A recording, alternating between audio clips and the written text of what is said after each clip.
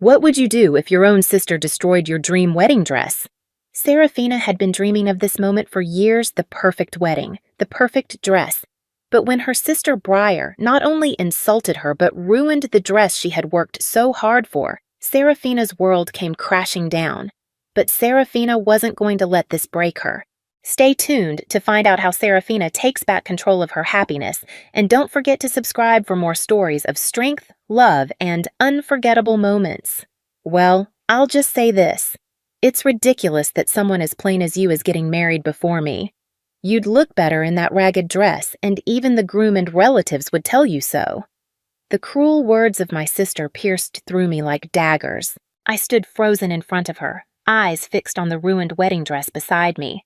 A wave of despair washed over me, but as her older sister, I couldn't let her get away with this. She needed to see how truly happy I was and how much she would regret treating me this way. My name is Serafina. At 27, after 3 years of dating Atticus, I'd finally submitted our marriage registration, and our wedding was just around the corner. The preparations had been exhausting, sorting out invitations, organizing food, and selecting floral arrangements. But every step I took felt like a gift, an opportunity to show gratitude to the people who had supported us, to our friends who had watched us grow together. It was the motivation I needed to push through the challenges. The wedding dress was something I was especially particular about. It wasn't just a dress, it was a symbol of a lifelong dream. Since I was a little girl, I had always imagined myself wearing a pure white gown on my wedding day.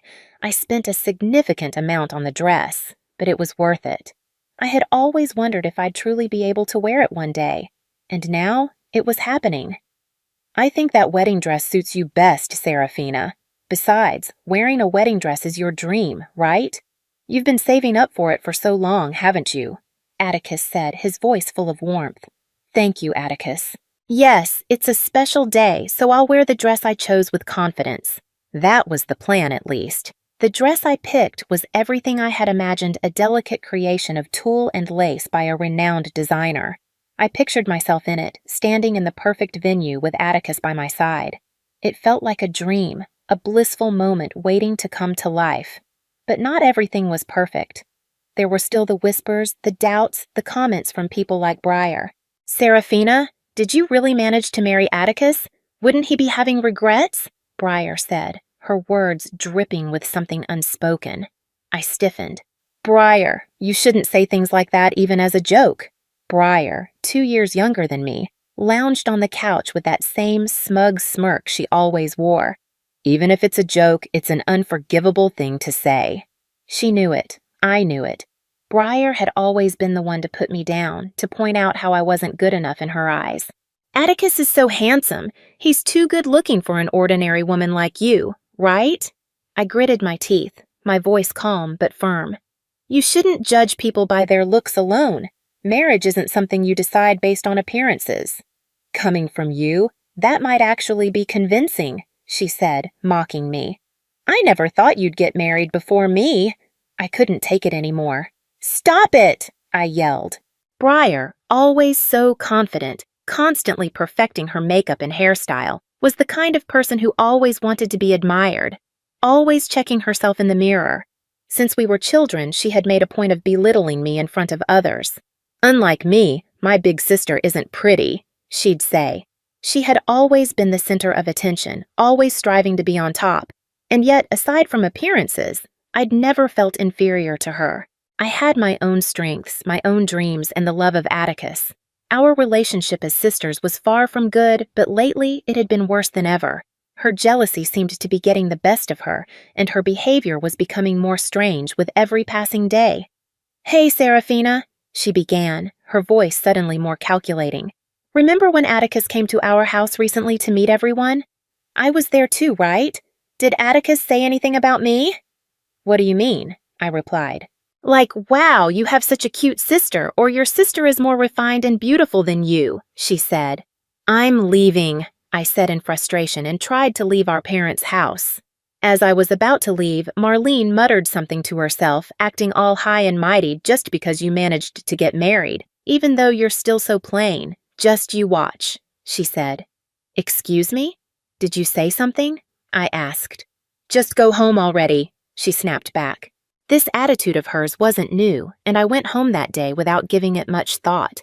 Strangely enough, on the day Atticus and I were having our pre-wedding photo shoot, Marlene came to the site with our parents to observe. "Oh, this is the wedding dress you're going to wear on the big day," she commented. "Briar, the shoot is about to start. Could you move aside?" I asked.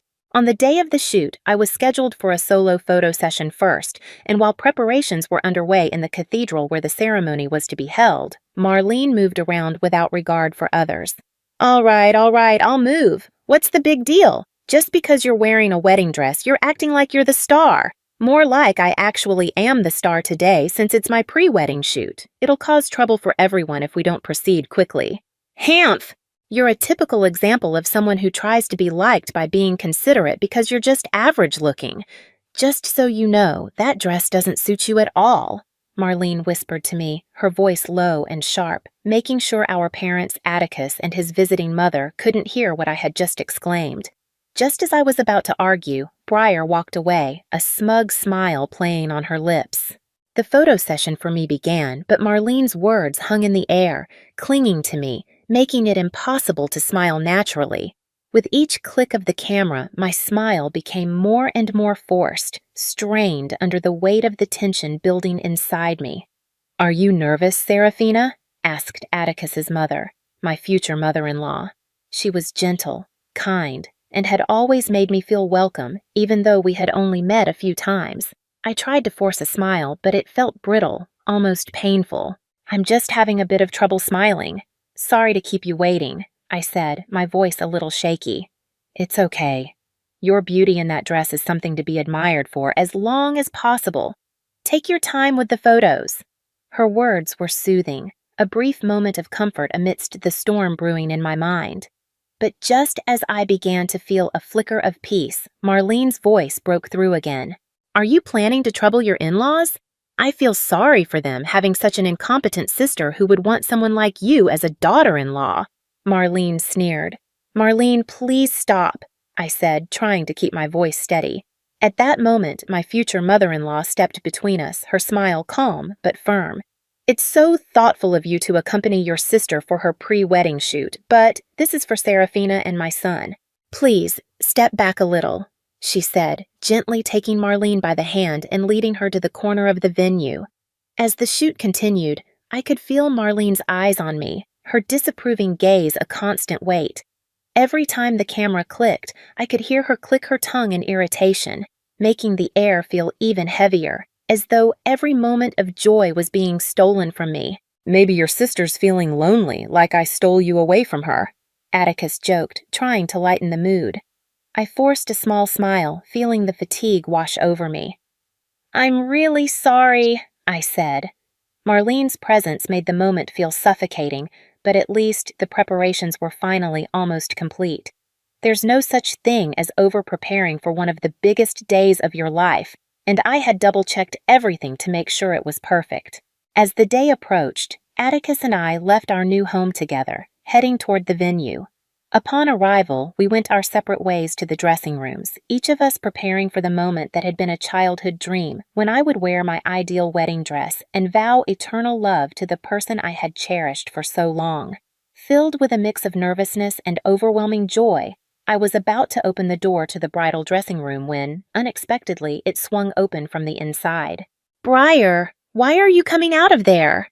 I blinked in surprise. It was my sister who stepped out of the room, a spiteful smirk plastered on her face. As she closed her bag, she sneered. "Oops! I mistook it for the toilet. Is the bride's dressing room really this shabby? It's sad you have to get ready in a place like this, but it might be just right for you." With that, Briar hurriedly left the scene, leaving behind a trail of bitterness that clung to the air. She was family, but this was too early, too cruel, and too unnecessary. I stood frozen, the weight of her words sinking deep into me. The moment I had been waiting for was tainted by her spite. Still, I had come too far to let it all unravel now. The wedding, the dress, the vows, it was all happening whether she liked it or not. Puzzled by Marlene's strange behavior, I entered the bridal dressing room and was shocked by what I saw. The room, elegantly decorated to provide a calm atmosphere, now held a horrifying sight. There hung my wedding dress, mercilessly slashed and ruined. "What is this?" I exclaimed. The dress, clearly identifiable by its tulle and lace details, was supposed to be mine. As I stood dumbfounded before the ruined dress, the makeup and costume staff entered the room. Seeing me frozen in front of the tattered dress, the staff could not hide their disturbance. When I asked if anyone had been in the room, they told me that my sister had claimed she was setting up a surprise decoration for me and had asked everyone to step out. Could Marlene have cut the dress? Why would she do such a thing? I wondered. While I wanted to deny it, the circumstantial evidence pointed to Briar being the culprit. My suspicion intensified, especially because of her behavior ever since my engagement was announced and the way she had looked at me with hatred during the pre-wedding shoot. With trembling hands, I took out my smartphone and called Marlene. "What do you need, something?" Marlene answered the phone immediately. Trying to hold back tears, I asked her clearly, "Marlene, can you tell me what you were doing in my dressing room earlier?" "Huh? Didn't I say I mistook it for the toilet? Have you forgotten already? Are you really that silly?" she replied. "That's definitely a lie. You ruined my wedding dress, didn't you?" I confronted her as I pressed her with heightened emotions. Marlene laughed and said, "What? Something wrong with the dress? It's awful that you suspect me. Maybe this is divine punishment for your bad personality. It's sick that you seem to enjoy this. It's proof that you did it. Why did you mess up my dress so badly?" I expressed my anger openly. What a hassle. Do you have any proof that I did it?" Marlene said nonchalantly and continued. "Well, just to say, it's weird that someone as plain as you was getting married before me. You'd look better in that ragged dress, and even the groom and relatives will tell you so," Briar said, and then she hung up the phone. The dress in front of me was beyond repair. The staff who had temporarily left the dressing room at my sister's request, supposedly for my sake, were constantly apologizing, but no matter how much they apologized, the dress would not return to its original state. I kept telling the staff, "It's okay," but I was really unsure if I could continue with the ceremony. In the midst of this desperate and heavy atmosphere, there was a gentle knock on the door of the bridal dressing room. "Serafina, how is your preparation going?" "What? What is this?" my mother-in-law exclaimed as she entered. She had come to bring some refreshments for the staff. However, as she stepped into the dressing room, which felt more like a funeral than a wedding, then she looked very serious. "Why is the dress so damaged?" "The truth is, my sister—" As I began to explain with disappointment, my mother-in-law nodded quietly and said, "I see, but it was good that we prepared a backup, not knowing what might happen." "What do you mean by a backup?" "Serafina, I have a suggestion," said my mother-in-law. Normally calm, my mother-in-law then showed a serious expression and offered me a strategy. "If you support me, I'll give it my all." Thanks to that strategy, I found the resolve to perfect a wedding that I once thought I would have to cancel. "Just you watch, Marlene. I will show you how happily I shine, and I will surprise you."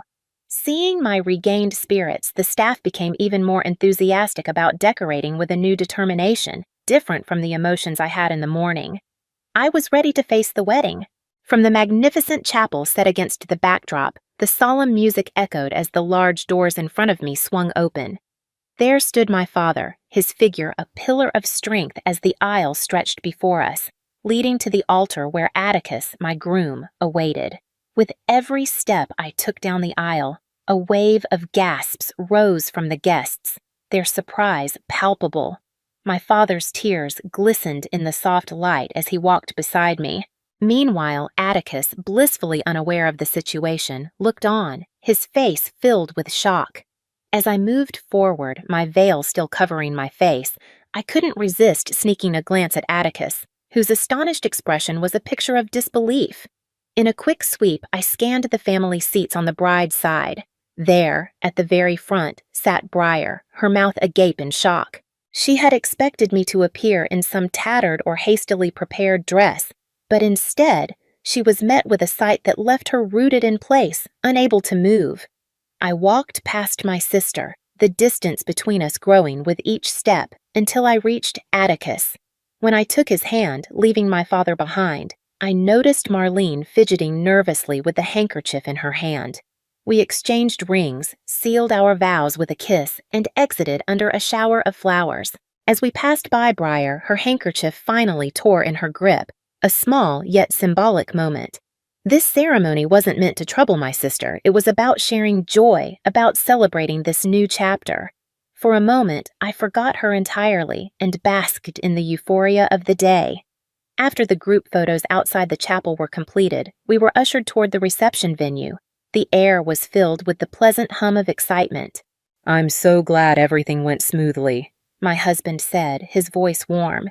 "I really didn't expect you to choose such a beautiful dress." We exchanged a few more words, the atmosphere light and joyous before heading to our respective dressing rooms. But just as guests began making their way to the reception, a sharp, loud voice cut through the air. "Wait! Why are you wearing such a nice dress?" Briar's voice echoed. "What's with that long veil? And the tiara? Your chest is so shiny, why do you look so confident? You're supposed to be less noticeable than me. You don't have the right to be so presumptuous." Her words, a mix of admiration and frustration, tumbled out, as if she were both complimenting and scolding me in the same breath. Her face was twisted with irritation, clearly shocked by the dress that had turned out to be far more dazzling than she had ever imagined. But the dress I wore was stunning and exquisite creation that made me feel like a true bride. The long veil, woven from delicate lace, flowed behind me, shimmering as I moved. A tiara adorned my head, sparkling with Swarovski crystals. The silk of the dress shimmered like liquid, the volume of the hem rich and luxurious, reminiscent of a royal wedding gown. Even the chest area was elegantly embellished with Swarovski crystals, a modest but delicate touch that highlighted the beauty of the design. I looked directly at Briar, my voice firm. "It doesn't matter whether I'm beautiful or not. Every bride has the right to wear the dress she loves and to have a wonderful day. You always look down on me, Briar, but really, who do you think you are? Everybody knows that beautiful people are above the ugly. Ugly people have a lower social status. Look clearly, I'm the one who takes care of herself and looks beautiful," Marlene said as she turned to the guests and smirked maliciously. The guests, including our parents, were all shocked, and none could say anything. Taking their silence as agreement, Briar gained more momentum. "See? I'm definitely more beautiful, yet I don't have a boyfriend, and my ugly sister gets married first. I can't accept this," she continued. Briar glared at me fiercely and suddenly lunged at me. "Oh, it's pitiful that such an ugly person would wear this. Take it off right now and apologize to the dress." "Briar, wait! This is an important wedding dress borrowed from Atticus's mom. It's what she wore at her wedding, so don't touch it!" I screamed as I tried to stop Briar. Venue staff and Atticus quickly intervened and restrained her. Briar initially resisted but quieted down when she heard what I said. "Wait, that means it's a second-hand dress? So you were wearing rags after all. Treating something second-hand so preciously, you really are poor. Plus, being given rags by your mother-in-law. You're already being bullied, aren't you? No dreams or hopes at all. Serves you right," she said. "I will not allow you to call this a rag." In the midst of the guests' murmurs, Atticus's mother intervened quietly. She stepped forward with a smile and explained, "That dress is a haute couture piece specially made. It cost $200,000 when it was first made." $200,000! Briar exclaimed in shock. "The price of silk and Swarovski has gone up since then, so it might be even more valuable now. We've had specialists handle its storage, so it's in perfect condition," she continued. Hearing this, Marlene's complexion turned pale. It seemed that specifying the actual price had a significant impact on someone like her. "Why would you give such an expensive item to my sister?" Briar stammered. "Because Serafina is very kind and will make a wonderful bride," Atticus's mother explained gently. "It makes me very happy to think that my precious wedding dress is being worn by my dear daughter-in-law." "That's not the point. Why was such an amazing dress prepared in the first place?" Marlene pressed on. Briar had likely assumed there was no backup dress and carried out her plan to ruin the original one. Atticus's mother then smiled slightly at Briar and said, "Briar, do you remember how harshly you glared at Serafina during the pre-wedding shoot? Even after I pulled you away from her, I noticed you kept looking at that dress on your phone. I suspected you were planning something. I thought you were just a clueless old woman," Briar muttered. "Yes, our family and my husband are wealthy, so we're sensitive to malice from others," Atticus's mother replied smoothly. That comment particularly struck Briar. "What?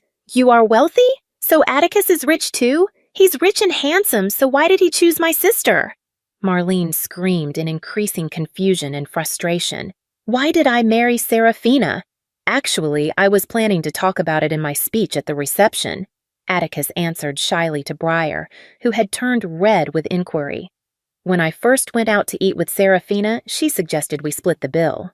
It was the first time someone had ever suggested that to me, and I was surprised. Plus, she proposed splitting the cost for our new apartment's rent and even the wedding expenses." "What? Going Dutch? I don't understand. If Atticus is rich, he should pay for everything. Is he lacking in generosity? Serafina, you should let a man lead and spoil you. That's why you're a flawed woman," Briar criticized. "That's exactly it. Every woman I've dated said the same thing and only saw me as a wallet. But Serafina is truly independent, the first woman I've met like that. I realized I didn't want to be with anyone else but Serafina," Atticus said firmly, adding that there were other reasons too, and he spoke of his love for me. Briar clicked her tongue and said, "Ugh, I can't listen to this boring stuff. I'm not interested in a reception where such a plain sister is the star. Maybe I should just go home." After venting her frustration, Marlene suddenly slumped, her shoulders sagging in defeat. This was her usual routine: create a scene until she either got her way or grew bored. I had learned to endure it as her sister, but it was hard not to notice that even as she got older, her personality had never changed. It looked like I had one last lesson to teach her, I thought, as I grabbed Marlene's arm to stop her mid-yawn. "This is a good opportunity to tell you," I said, my voice steady. "You'll have to pay for the dress you ruined." Briar's face twisted in annoyance before she burst into laughter. "Me ruin the dress? There's no proof of that. Save your sleep-talking for bedtime." She shrugged my hand off with a chuckle, clearly pleased with herself for sabotaging the dress I had chosen. But I couldn't let her get away with it. It was time to show her the consequences of trampling on someone else's happiness. Briar still wore that smug grin, so I smiled calmly, my eyes never leaving hers. "Unfortunately for you, everything was recorded on the surveillance cameras." Her laughter died instantly. Her eyes widened with panic as I continued. "I had them installed in the bridal dressing room.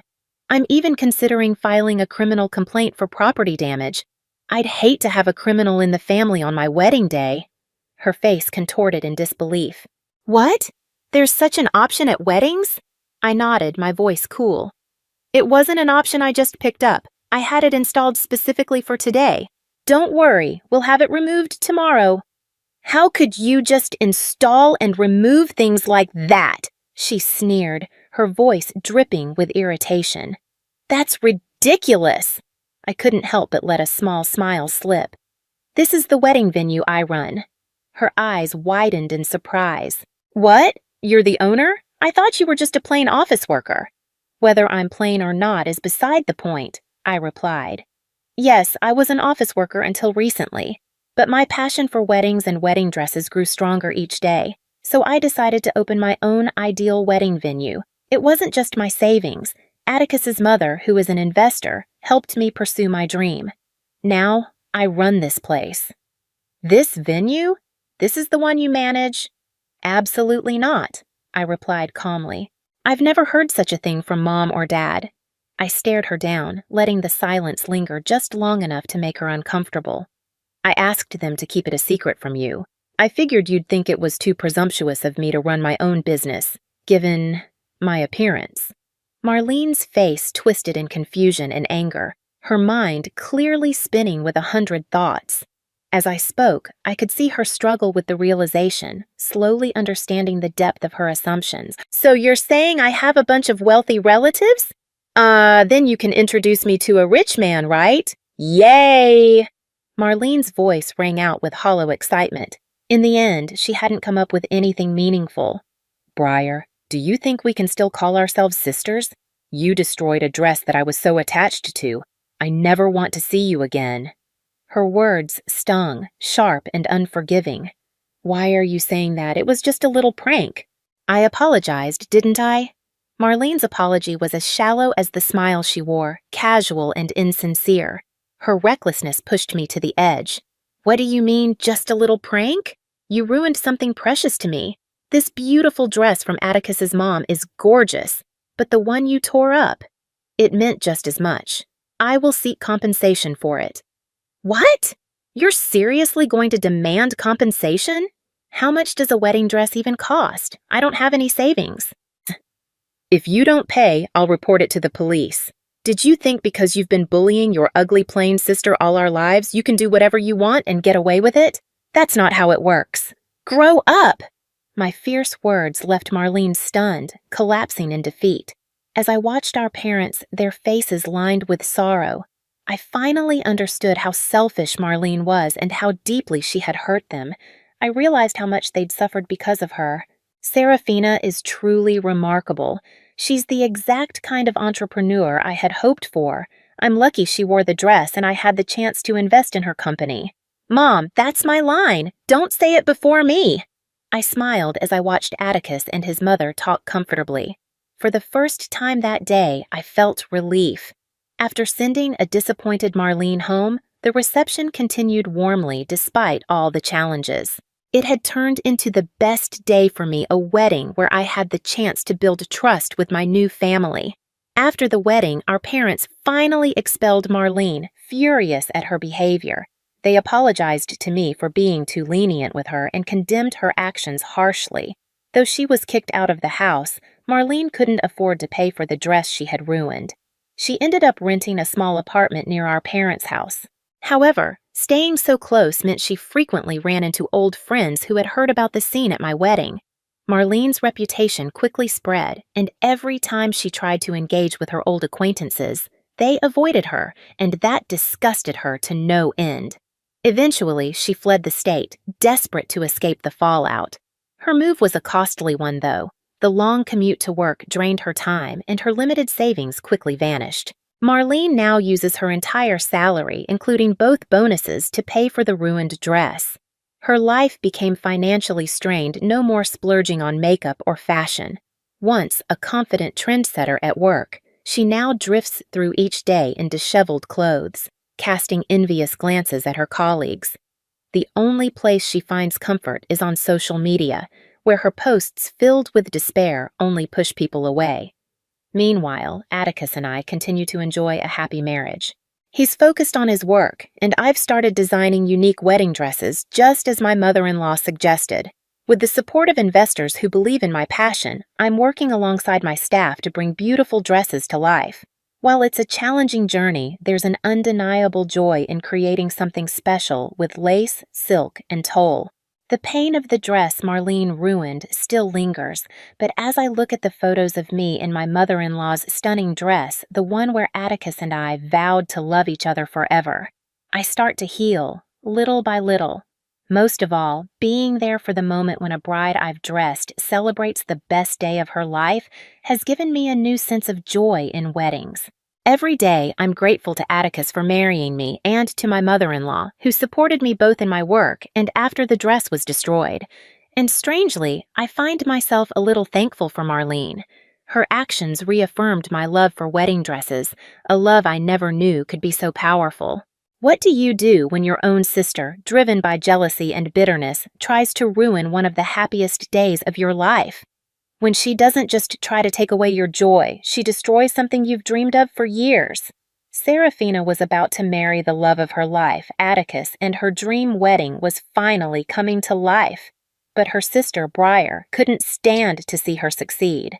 From cruel comments about Serafina's looks to the deliberate destruction of her wedding dress, Briar's jealousy knew no bounds. Serafina, instead of letting her sister's cruelty define her, took control of the situation. Not only did she expose Briar's actions, but she also made sure there were real consequences for her sister's destructive behavior. In the end, Serafina walked down the aisle in her perfect dress, confident and radiant, proving that no matter how hard Briar tried to tear her down, she couldn't stop her happiness. The dress, once ruined, became a symbol of Serafina's strength and resilience. She built a life and career that Briar could never take away, and showed her sister the real cost of jealousy. So, what would you do if you were in Serafina's shoes? Would you have stood up for yourself like she did, or would you have let your sister's words destroy you? Let's talk about it in the comments, and if you found this story inspiring, don't forget to like, subscribe, and stay tuned for more.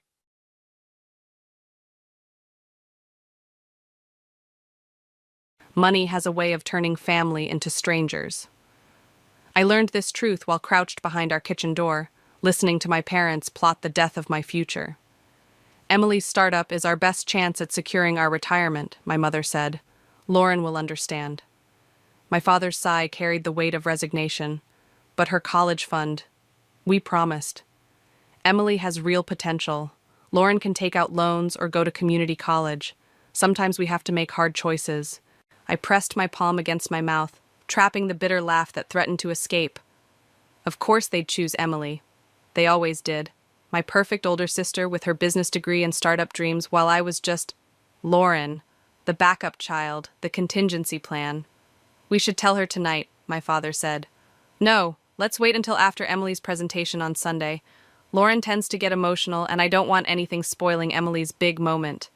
I slid down the wall, my legs giving out beneath me. 10 years of straight A's, debate team captain, early acceptance to Princeton. None of it mattered. They were going to take my college fund, everything I'd worked for, and hand it to Emily like it was nothing more than spare change. My phone buzzed in my pocket. A text from Grandpa Henry.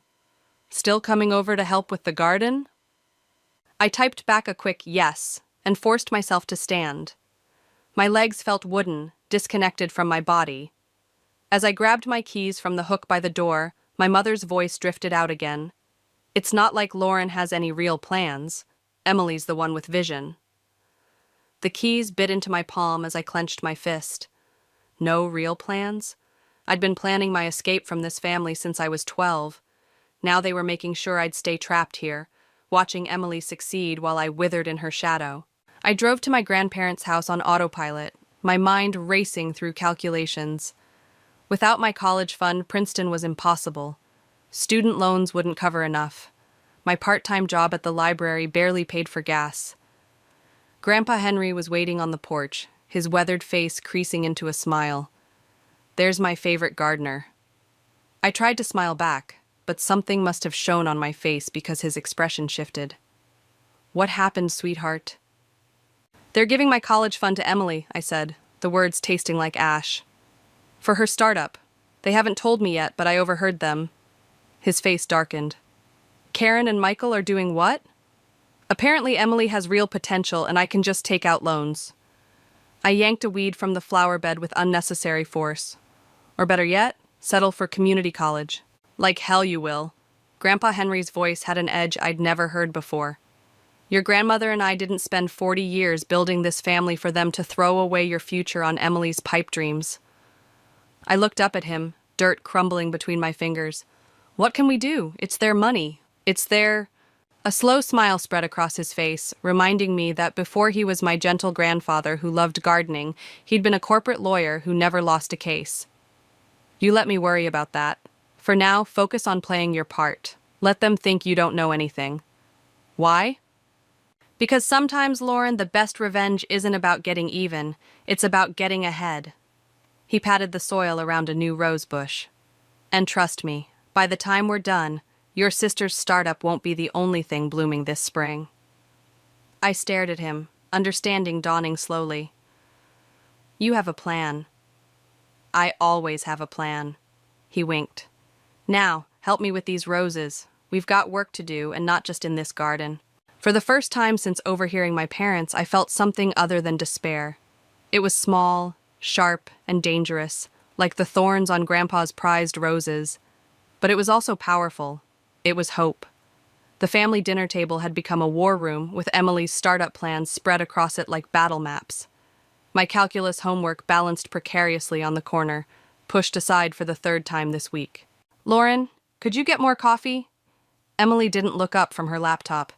"Mom, these projections show we could triple our market share by Q2. I poured the coffee, watching the steam rise. 3 days had passed since I'd overheard my parents' conversation, and each moment felt like walking through a minefield of lies. "That's wonderful, honey." Mom leaned over Emily's shoulder, beaming. "Michael, come look at these numbers." Dad shuffled over, his reading glasses perched on his nose. "Impressive. Though I'm not sure I understand all these technical terms." "That's why you have me," Emily said with her trademark smile. "Trust me, this is going to change everything." I set the coffee pot down harder than necessary. "I have a calculus test tomorrow. Could we maybe clear some space?" "Oh, sorry, sweetie." Mom gathered a few papers, creating a tiny island amid Emily's sea of documents. "But isn't it exciting? Your sister's going to be the next big tech entrepreneur." "Yeah, exciting." I opened my textbook, pretending to study while watching Emily's face. She was good, really good. If I hadn't caught her practicing her investor pitch in the garage yesterday, repeatedly stumbling over explanations of massive losses, I might have believed her act too. "Actually," Emily said, closing her laptop, "I wanted to talk to everyone about something important." She took a deep breath. "I think I should move back home for a while, to focus on the business." Mom clasped her hands together. "Of course, we can convert the study." "My study room?" I interrupted. "Where I do all my schoolwork." "Well, you could use your bedroom," Mom said. "Emily needs a proper office space." The pencil snapped in my hand. Right, because my academic future isn't as important as Emily's business venture.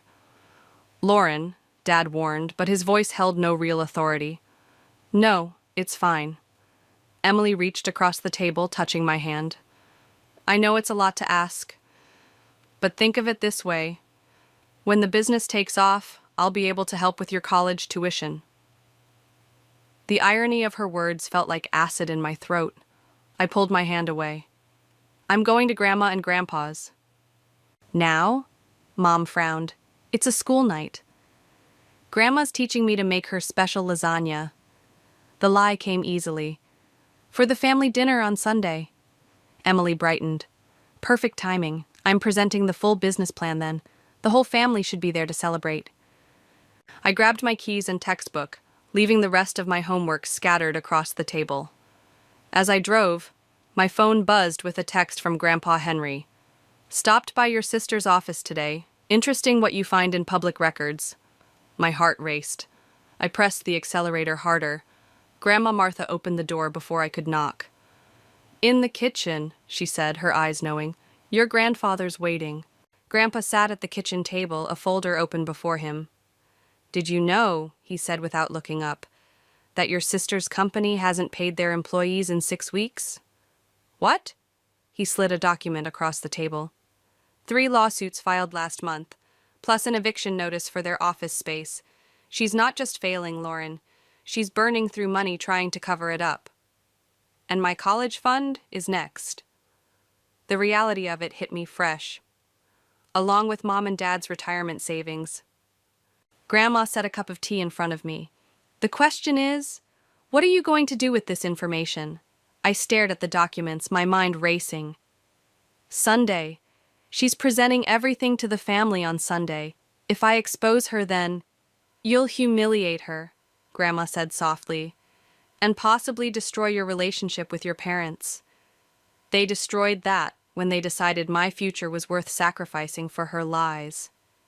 The words came out sharp, surprising even me with their intensity.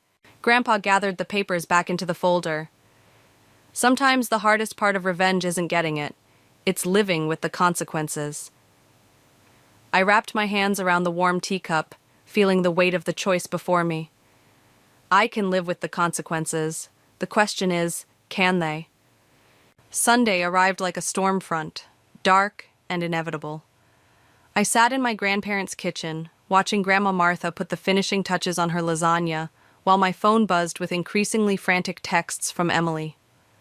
"Where are you? Everyone's waiting. The presentation starts in 30 minutes. Mom's asking about the lasagna. I switched my phone to silent and pulled the manila envelope from my bag, spreading its contents across the counter. Employee complaints, bounced checks, eviction notices, Emily's house of cards documented in stark black and white. "You don't have to do this today," Grandma said, wiping her hands on her apron. "Actually, I do." I gathered the papers back into the envelope. Emily's meeting with potential investors tomorrow. Once she gets Mom and Dad's money, she'll burn through that too. The doorbell rang. Through the window, I saw Emily's Mercedes in the driveway. My stomach clenched. "I'll get it," Grandpa Henry said, but Emily was already letting herself in. "Lauren, what are you doing? Everyone's waiting at the house." She stopped short when she saw the envelope in my hands. "What's that?" "Funny story," I said, keeping my voice steady. "I was going to ask you the same thing about those unpaid wages and lawsuits." The color drained from Emily's face. "Where did you—" Public records are fascinating reading. I pulled out the eviction notice, especially when you know where to look. Emily closed the door behind her, her charm falling away like a discarded mask. "You don't understand. The company's going through a temporary cash flow issue. Once we get the new investment—" "You mean Mom and Dad's retirement savings? I can fix this." She stepped forward, reaching for the envelope. "I just need time." I moved the documents out of her reach. "Like you needed time the last 3 rounds of funding? How many investors have you burned through already?" "You're going to destroy this family." Her voice cracked. "Is that what you want? That's rich, coming from you." The laugh that escaped me didn't sound like my own. "You're taking their future, Emily. Everything they saved, my college fund. I'll pay it back, once the company—" "There is no company." I slapped the eviction notice down on the counter. "It's over. The only question is how many people you're going to drag down with you." Emily's face hardened. "So what's your play here? Expose me at the family dinner? Humiliate me in front of everyone?" She leaned in close. "You really think they'll choose you over me?" The words hit their mark, but I didn't flinch. "This isn't about choosing sides anymore. This is about stopping you before you destroy everything." "Lauren!" Grandpa Henry's voice cut through the tension. "Your sister's right about one thing. This will change the family forever." The family changed the moment they decided I was disposable. I picked up the envelope and Grandma's lasagna. "I'm just making sure everyone knows exactly what they're sacrificing for." Emily grabbed my arm. "Wait, please. We can work something out." For a moment, I saw past her perfect facade to the desperate woman beneath. The sister who used to read me bedtime stories, who taught me to ride a bike, who somewhere along the way had lost herself in the need to be perfect. "You're right," I said softly. "We could work something out. You could tell them the truth yourself." Hope flickered in her eyes. "And then what?" "Then you face the consequences, like an adult. No more schemes, no more lies." She released my arm, stepping back. "I can't." "Then I will." I walked past her to the door. "Are you coming?" Emily smoothed her blazer, her mask sliding back into place. "You're making a mistake." "No," I said, thinking of all the years I'd spent in her shadow, all the dreams I'd been told to sacrifice. "I'm finally fixing one." As we drove separately to our parents' house, I thought about Grandma's words from earlier. Sometimes the hardest part isn't getting revenge, it's living with the consequences. But as I clutched the envelope containing Emily's secrets, I realized something else. Sometimes the consequences of staying silent are harder to live with than the price of speaking up.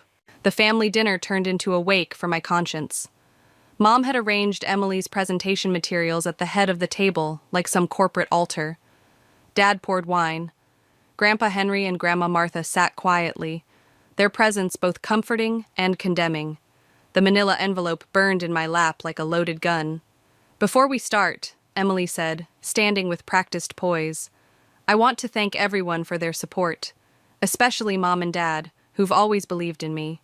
I watched her hands shake slightly as she opened her laptop, the perfect Emily coming undone at the seams. "Lauren?" Mom called from the kitchen. "Help me with the plates?"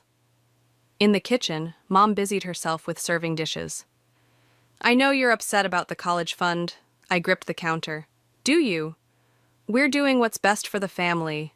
She touched my shoulder. Emily's success will benefit everyone.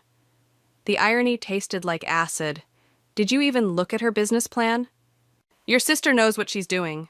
Mom's voice carried that familiar note of dismissal. Now please don't make this dinner difficult. I returned to the dining room where Emily was mid-presentation. Projected growth rates suggest we'll break even by Q3. Interesting, Grandpa Henry interrupted, his lawyer's voice cutting through Emily's pitch. Those numbers seem optimistic considering your current situation. Emily's smile flickered. I'm not sure what you mean. The lawsuits, for instance. He sipped his wine. 3, if I'm not mistaken. The room went still. Dad lowered his glasses. Lawsuits? Minor contract disputes, Emily said quickly. Everything's under control. Like the eviction notice? The words left my mouth before I could stop them. Mom's fork clattered against her plate. What eviction notice? Emily's face hardened. Lauren, don't. Or the unpaid employees? My hands shook as I pulled out the documents. Should we talk about them too? That's enough! Emily slammed her hand on the table. You have no right. No right? I stood, scattering papers across the table. You're stealing my future, and I have no right? Lauren, Dad started, but I was beyond stopping. Look at the documents. All of it. The lawsuits, the bounced checks, the empty office space. Your perfect daughter is running a shell game, and you're her next marks. Mom reached for the nearest paper with trembling hands. Emily, what is this? It's not what it looks like. Emily's voice cracked. I can explain everything. Please do, Grandpa Henry said softly, starting with where the previous investments went. The room spun with accusations and denials, Mom crying, Dad reading documents with growing horror, Emily's desperate attempts to explain. But something felt wrong. The victory I'd imagined tasted hollow. Then Emily said something that stopped everything. You think you've won? She laughed, a broken sound. Go ahead, destroy my reputation, but I'm not the only one with secrets. She turned to our grandparents. Tell her about the trust fund, Grandpa. The one you've been hiding from everyone. My world tilted. What? Grandpa Henry's face went pale. Emily? Your college fund was never in danger, Lauren. Grandpa set up a trust for you years ago. He just didn't want Mom and Dad to know because he thought they'd try to access it for me. She smiled bitterly. Isn't family wonderful? I turned to my grandfather, the one person I thought I could trust completely. Is it true? His silence was answer enough. I was protecting you, he finally said. By lying to me? Letting me think I was about to lose everything? The betrayal cut deeper than anything Emily had done. You watched me tear apart the family over something that wasn't even real. The trust doesn't change what Emily did, Grandma Martha interjected, or what your parents were willing to do. No, I said, gathering the scattered documents. It just means everyone in this family is really good at lying. I walked out of the dining room, past Emily's triumphant smirk, past Mom's tears, past Dad's confusion. The revenge I'd thought would taste sweet had turned to ashes, poisoned by the revelation that I was just another player in the family game of secrets and lies. The front door closed behind me with a finality that felt like goodbye. 3 days after the disastrous dinner, Emily showed up at my bedroom window at midnight. Her mascara was smeared, her designer outfit wrinkled. She looked nothing like the polished entrepreneur who dominated our family dinners. We need to talk, she said, climbing through the window like we used to do as kids. Mom and Dad are meeting with their financial advisor tomorrow. I kept highlighting my textbook. Sounds like a you problem. They're going to lose everything, Lauren. Her voice cracked. The house, their retirement, everything. Should have thought about that before you lied to them. Emily sat on my bed uninvited. I didn't lie about everything. The company has potential. I just need more time. Time to dig a deeper hole? I finally looked up. Or time to drag more people down with you? You don't understand. I couldn't fail. Not after everything they sacrificed for me. She pulled out her phone, showing me an email. But I have a solution. An investor in Singapore. If you just tell Mom and Dad you were wrong, that the documents were fake. I knocked the phone from her hand. Are you serious? Think about it. You get your college fund back, I get time to turn things around, and Mom and Dad keep their savings. She leaned forward, desperate. Everyone wins. Except your employees, the other investors you've screwed over. Since when do you care about them? Emily's voice hardened. This is about revenge, isn't it? Finally getting back at Big Sister for stealing all the attention. The truth in her words stung more than I wanted to admit. Get out. You know what's funny? She stood, smoothing her skirt. You're more like me than you think. We both lie to get what we want. The only difference is, I admit it. A knock at my door made us both freeze. Lauren? Dad's voice. Who are you talking to? Emily moved toward the window, but I grabbed her arm. No more running. I opened the door. Dad stood there in his robe, looking older than I'd ever seen him. His eyes widened at Emily's presence. What's going on? Family meeting, I said. Now. In the kitchen, Mom sat with papers spread across the table. Bank statements, investment documents, loan applications. Her hands trembled as she poured coffee. The Singapore investor, Emily started. Doesn't exist, I finished. Show them the email, Emily. Show them how it bounced back as undeliverable. Mom's coffee cup clattered against its saucer. Is this true? Emily's facade cracked. I can fix this. I just need... More time? Dad's voice was quiet but firm. More money? More lies? I did it for you, Emily shouted. To make you proud. To be the successful daughter you always wanted. We never wanted, Mom began, but I cut her off. Yes, you did. You always pushed her to be perfect, to achieve more. And when she couldn't live up to it, she started lying. And you believed her because it was easier than admitting you were wrong. The silence that followed felt like glass about to shatter. Lauren, Dad said softly, about your college fund. Save it. I know about Grandpa's trust fund. I stood up. But this isn't about money anymore. It's about truth. All of it. Emily laughed bitterly. Truth? In this family? Starting now. I pulled out my Princeton acceptance letter. I got in. Early decision. Full ride. Mom gasped. When? 2 months ago. I didn't tell you because I wanted to see if you'd even ask about my plans. But you were too busy with Emily's startup to notice. The weight of unspoken words hung between us. Years of favoritism, lies, and damaged trust condensed into this single moment. So what happens now? Dad asked. I looked at Emily, saw the scared little girl behind the ambitious facade, saw myself in her desperation for approval. The revenge I'd wanted suddenly felt hollow. Now, I said, we either start being honest with each other or we stop pretending to be a family at all. The choice hung in the air like smoke, waiting to either clear or suffocate us all. The lawyer's office felt like a mausoleum. Mom and Dad sat across from Emily and me, the mahogany table between us like a battle line. 2 hours of discussing bankruptcy protection, asset liquidation, and criminal liability had stripped away whatever facade of family we had left. The house will need to be sold, the lawyer said, shuffling papers, and there may be criminal charges regarding the misappropriation of investor funds. Emily stared at her manicured nails, now chipped and uneven. I can fix this. Stop saying that! Mom slammed her hand on the table. You can't fix this, none of us can. The lawyer cleared his throat. There's also the matter of the trust fund. Leave it alone, I said, standing up. That money's for Princeton. Lauren, Dad's voice cracked. We might need it to keep Emily out of jail. The world tilted sideways. You're joking. It's just a loan, Mom said quickly. Once we sell the house? Once you sell the house, you'll have nothing. I looked at Emily. Tell them about the other debts. Emily's silence said everything. What other debts? Dad asked. I pulled out my phone, showing them the email I'd received that morning.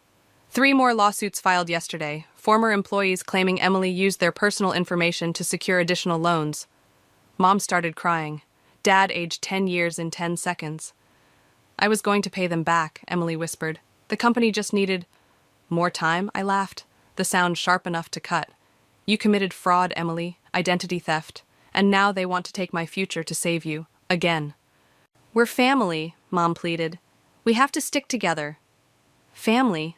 I turned to her. Where was this family when I needed you? When I got into Princeton?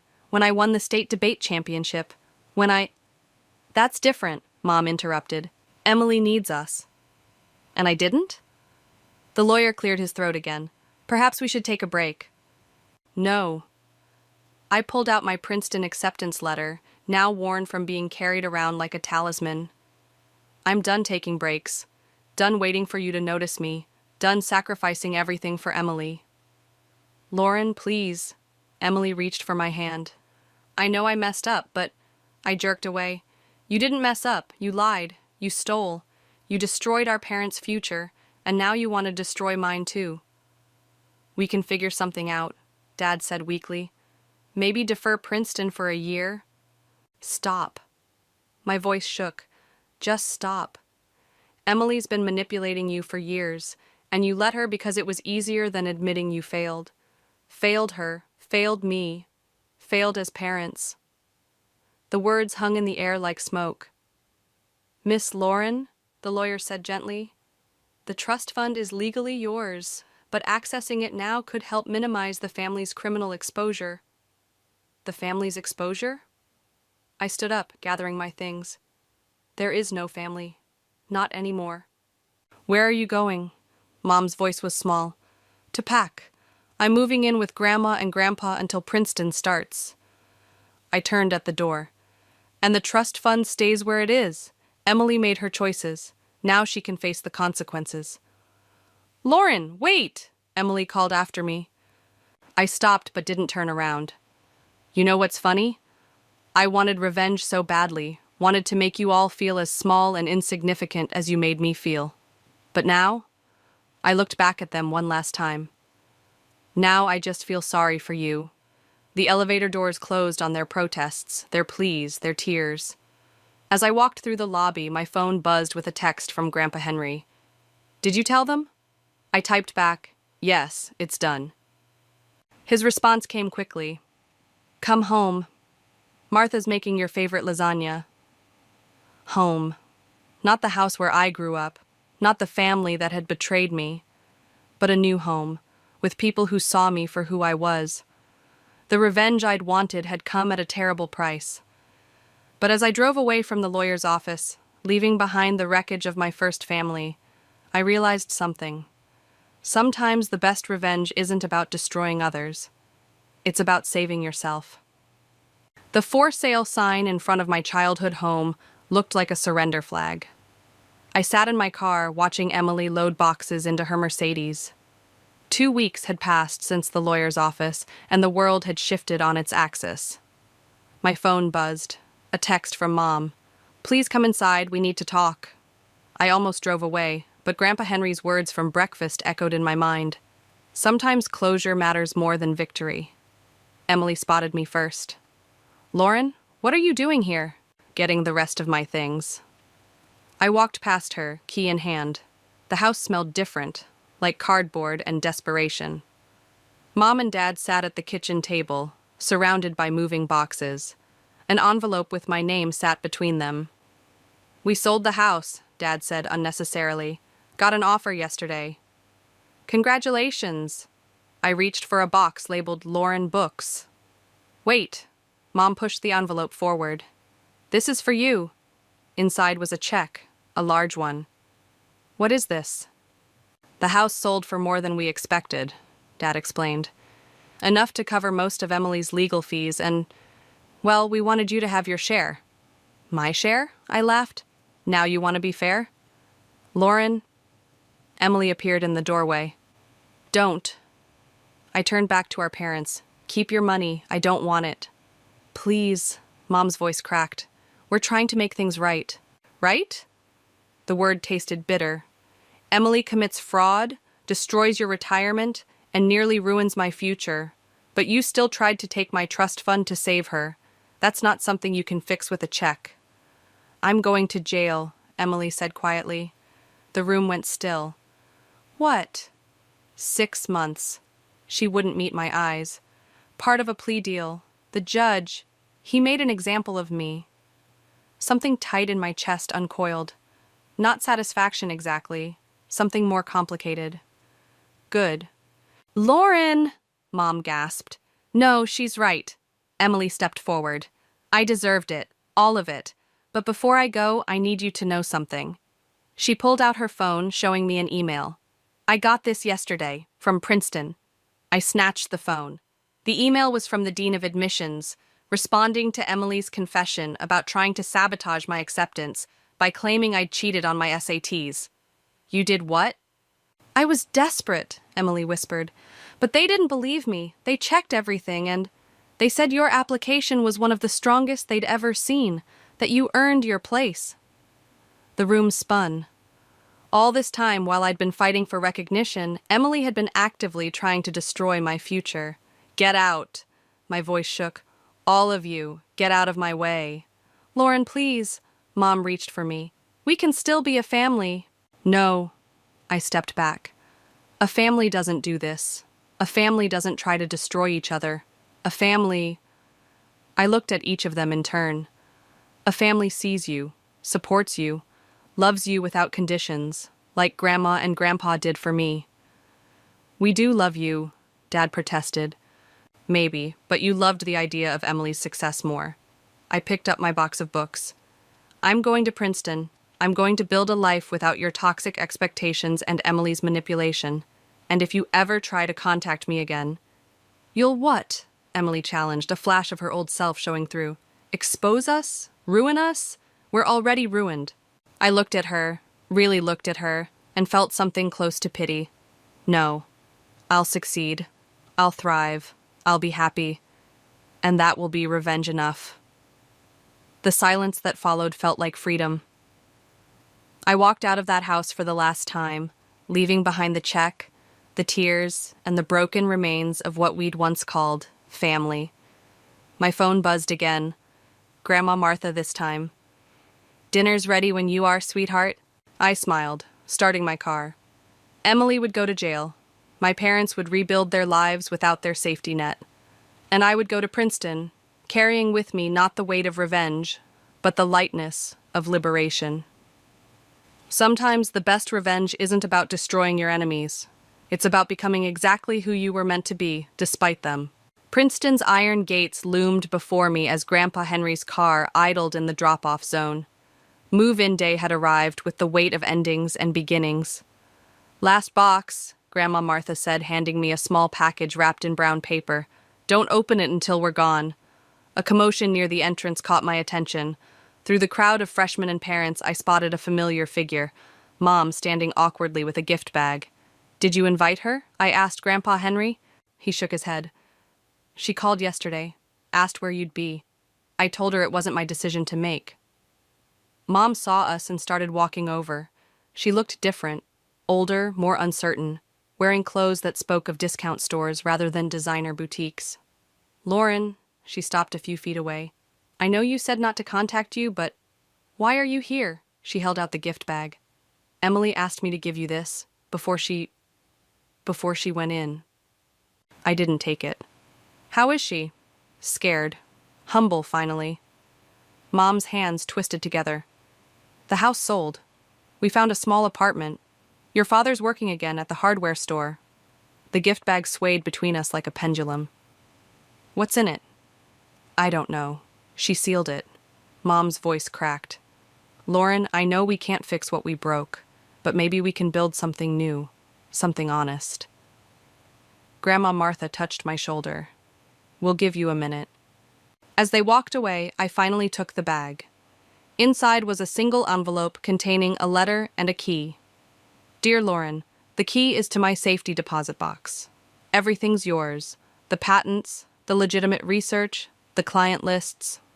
Maybe you can make something of them. Something real. I thought success meant being better than everyone else. Better than you. I was wrong. Success is being true to yourself, something you understood long before I did. I'm sorry for trying to sabotage your future. Sorry for being the sister who tore you down instead of building you up. Sorry for making our parents choose between us. Don't forgive me, don't forget. Just succeed. Be brilliant. Be free. Emily P.S.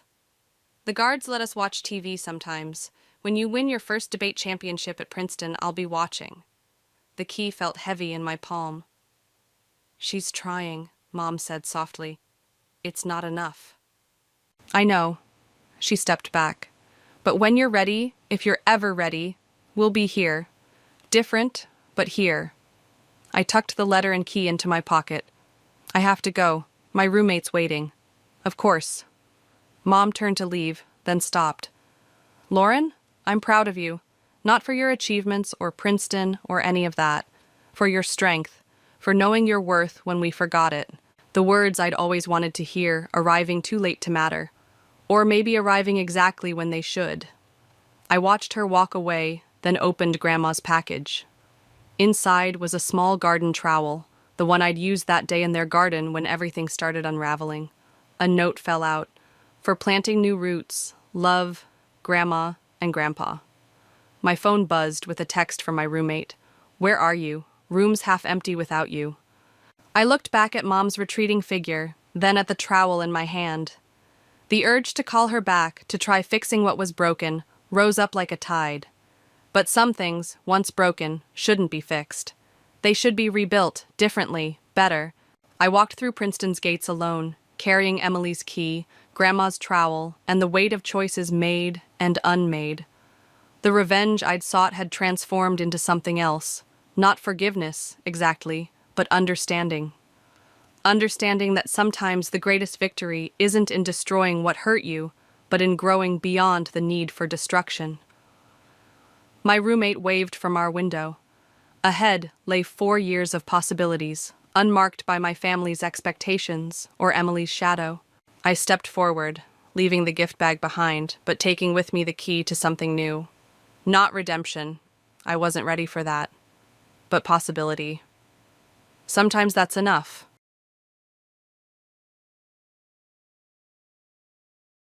The letter trembled in my hands, its crisp edges cutting into my fingertips. 48 hours of back-to-back surgeries had left me running on fumes, but exhaustion vanished the moment I saw Brad's handwriting. My daughter Samantha stood in our kitchen, arms crossed, watching me with eyes that held too much knowledge for her 16 years. Dad said you'd be mad. Her voice carried that new edge I'd grown to hate, the one that appeared right after the divorce. I forced myself to breathe. When did this arrive? Yesterday. He told me not to mention it until you got home from your shift. Of course he did.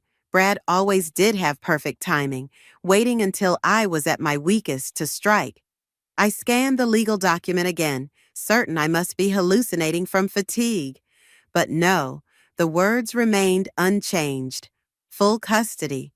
My ex-husband was actually seeking full custody of our daughter. He says you're never home, Samantha continued, each word falling like an accusation. That being raised by a workaholic surgeon isn't stable. The irony might have made me laugh if it wasn't so infuriating. And living with an unemployed graphic designer who can't keep clients is stable? He's freelance, Mom. There's a difference. I set the letter down before I could crumple it into a ball. Sam, honey, you know why I work these hours. Someone has to pay for my college fund, for the house, for everything. I know. She pushed away from the counter.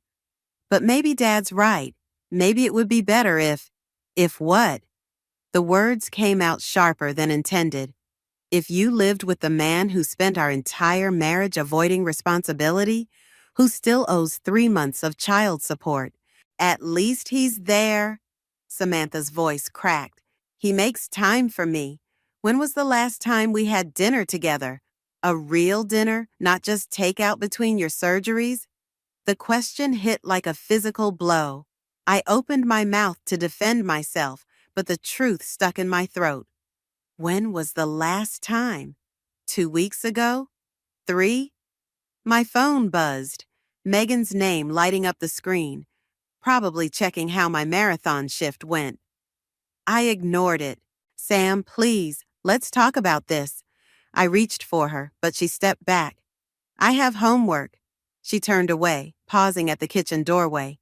Dad wants to meet tomorrow to discuss the arrangement. He says his lawyer will be there. The room spun slightly. His lawyer? At the coffee shop near his place, 4 o'clock. She glanced back, and for a moment, I saw uncertainty flicker across her face. He said to tell you it doesn't have to get ugly, that if you agree to the terms, everything can be simple. Simple. Nothing about Brad had ever been simple. I watched my daughter disappear upstairs, her footsteps heavy with teenage angst and divided loyalties. The house fell silent except for the hum of the refrigerator and the pounding of my heart. My phone buzzed again. This time, I picked it up. "Tell me you're home and alive," Megan said when I answered. "I'm home." I stared at the letter on the counter. But I'm not sure about alive. That bad of a shift? The shift was fine. 3 successful surgeries, 2 lives saved. I traced Brad's signature with my finger. But I just got home to find out my ex-husband is trying to take my daughter. The silence on the other end stretched for several seconds. "I'll be there in 20 minutes with wine." "Make it 15, I said, already calculating how many hours of sleep I could sacrifice to prepare for tomorrow's ambush. "And Megan, bring the expensive stuff. Something tells me I'm gonna need it." I hung up and picked up the letter again, reading it one more time. Brad always did underestimate me. He thought exhaustion and guilt would make me an easy target, but he'd forgotten one crucial detail. I didn't become a pediatric surgeon by backing down from a fight. Tomorrow he'd learn exactly what kind of opponent he'd created. The coffee shop's exposed brick walls seemed to close in with each passing minute. Brad sat across from me, his lawyer a stern presence at his side, while my own attorney scribbled notes beside me. The meeting had started 15 minutes ago, but we'd spent most of that time in charged silence, interrupted only by the hiss of the espresso machine. "You look tired, Eliana." Brad's voice carried that familiar concerned tone he'd perfected over the years. "Those hospital hours really taking their toll?" I caught his game immediately. Everything on record, everything designed to paint a picture. "I look exactly like someone who saves children's lives for a living, Brad. Let's skip the small talk." His lawyer cleared his throat. "We've prepared a reasonable proposal for custody arrangements that takes into account Dr. Matthews' demanding schedule." "You mean my successful career?" I leaned forward, "The one that's put food on our table for the past decade." Brad's smile tightened. "No one's questioning your success, honey. We're just concerned about Samantha's emotional well-being." "Don't call me honey." The words came out like ice. "And don't pretend this is about Samantha's well-being when you haven't paid child support in 3 months. Actually," Brad's lawyer interjected, sliding a document across the table, "we have evidence suggesting Dr. Matthews' work schedule has resulted in numerous missed family events and—" "I have copies of every school event I've attended," I cut in, "along with records of every time Brad claimed he couldn't make it because of client meetings that mysteriously never resulted in actual work." Brad's jaw clenched. "This isn't about me." "Isn't it?" I pulled out my phone, scrolling through messages. "Should we discuss the text you sent Samantha last week? The one where you told her I chose my career over her?" That was a private conversation with my daughter, who's 16 and increasingly anxious because her father is manipulating her emotions. I turned to his lawyer. Did he mention that part? The lawyer shifted uncomfortably. Brad's face flushed red. "You always do this. Turn everything around. Make it about my failures." "Dr. Matthews," my lawyer warned quietly, but I was already standing. "You want to talk about failures?" My voice stayed low, controlled. "Let's talk about how you spent 3 years building your portfolio while I worked double shifts? Or how about the time Samantha needed braces and you suddenly couldn't contribute because you were between projects? This is exactly why we're concerned, Brad's lawyer jumped in. Your aggressive attitude is nothing compared to his passive manipulation. I gathered my things. You want to fight, Brad? Fine. But remember, I cut people open for a living. I know exactly where to make it hurt. I walked out, my heels clicking against the hardwood floor, leaving behind a stunned silence. Outside, the autumn air hit my face, and I took my first real breath in what felt like hours. My phone buzzed, a text from Samantha. How did it go? Before I could respond, another message appeared. Dad says you stormed out. Of course he'd already contacted her. I typed carefully. We can talk about it when I get home. Love you. 3 dots appeared, disappeared, appeared again. Finally, working late again? The question felt like a trap. I had a surgery scheduled in 2 hours, a 6-year-old with a congenital heart defect. Her parents had been waiting months for this slot. Yes, I wrote back, but I'll be home for dinner tomorrow, promise. No response. My phone rang, Megan's name flashing on the screen. Well, she asked when I answered. How bad was it? Remember when you said I shouldn't let him provoke me? I started walking toward my car. I may have threatened him with surgical precision. Eliana, I know, but you should have seen him, Megan, acting concerned about Samantha while simultaneously poisoning her against me. What's your next move? I reached my car, but didn't get in. He's been spreading rumors at Samantha's school. I need to know what he's been saying, who he's been talking to. And how exactly? Remember Derek, the architect I've been seeing? The hot one who designed the new pediatric wing? What about him? His daughter goes to the same school. I smiled, an idea forming. I think it's time I started attending more parent functions. Elle, be careful. Brad's already painting you as unstable, which is exactly why I'm going to be the model of stability. I got into my car, while quietly discovering exactly what kind of web he's been weaving. And Samantha? My smile faded. That's the tricky part. I need to fix this without making her feel like another battlefield. You will, Megan said softly. You're a better parent than he'll ever be. I started the engine, checking the time. Thanks, Meg. I've got to go save a life now. But later, we're planning war. The parent-teacher conference buzzed with the usual mix of anxiety and forced politeness. I navigated through clusters of chatting parents, Derek's steady presence beside me, until Mrs. Chen's familiar voice cut through the noise. Dr. Matthews, what a surprise! Her tone carried an edge I'd never heard before. We didn't expect you given your schedule. I always make time for what's important. I smiled, noting how she wouldn't quite meet my eyes. How's Samantha doing in AP chemistry? Mrs. Chen shuffled some papers. Perhaps we should discuss this privately.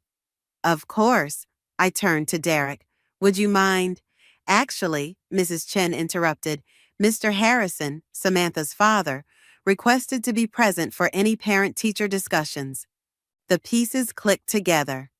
Did he now? And when exactly did my ex-husband become so involved in Samantha's academics? He's been very concerned lately. She glanced around nervously. About Samantha's home environment. I bet he has.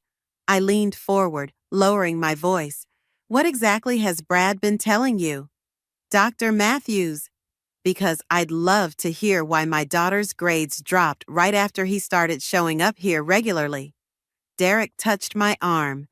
Elle, maybe we should... No. I pulled out my phone, scrolling through messages. Here's what I think happened. Brad started dropping by, probably during lunch hours when he should have been working. He told you all about his concerns for Samantha, living with her workaholic mother. Did he mention the prescription drugs? Mrs. Chen's eyes widened. He said you... Take them to stay awake during surgeries? That's what he's telling people, isn't it? I placed my phone on her desk, displaying a series of text messages. These are from Brad to Samantha. Notice the timestamps, all during school hours. He's been feeding her stories about me, then coming here to reinforce them. I I didn't realize. Of course not. Brad's very good at what he does. I straightened up. But here's what you should know. I've never taken drugs. I have quarterly medical screenings to prove it. What I do have is a successful career saving children's lives, while my ex-husband hasn't held a steady job in years. The classroom door opened.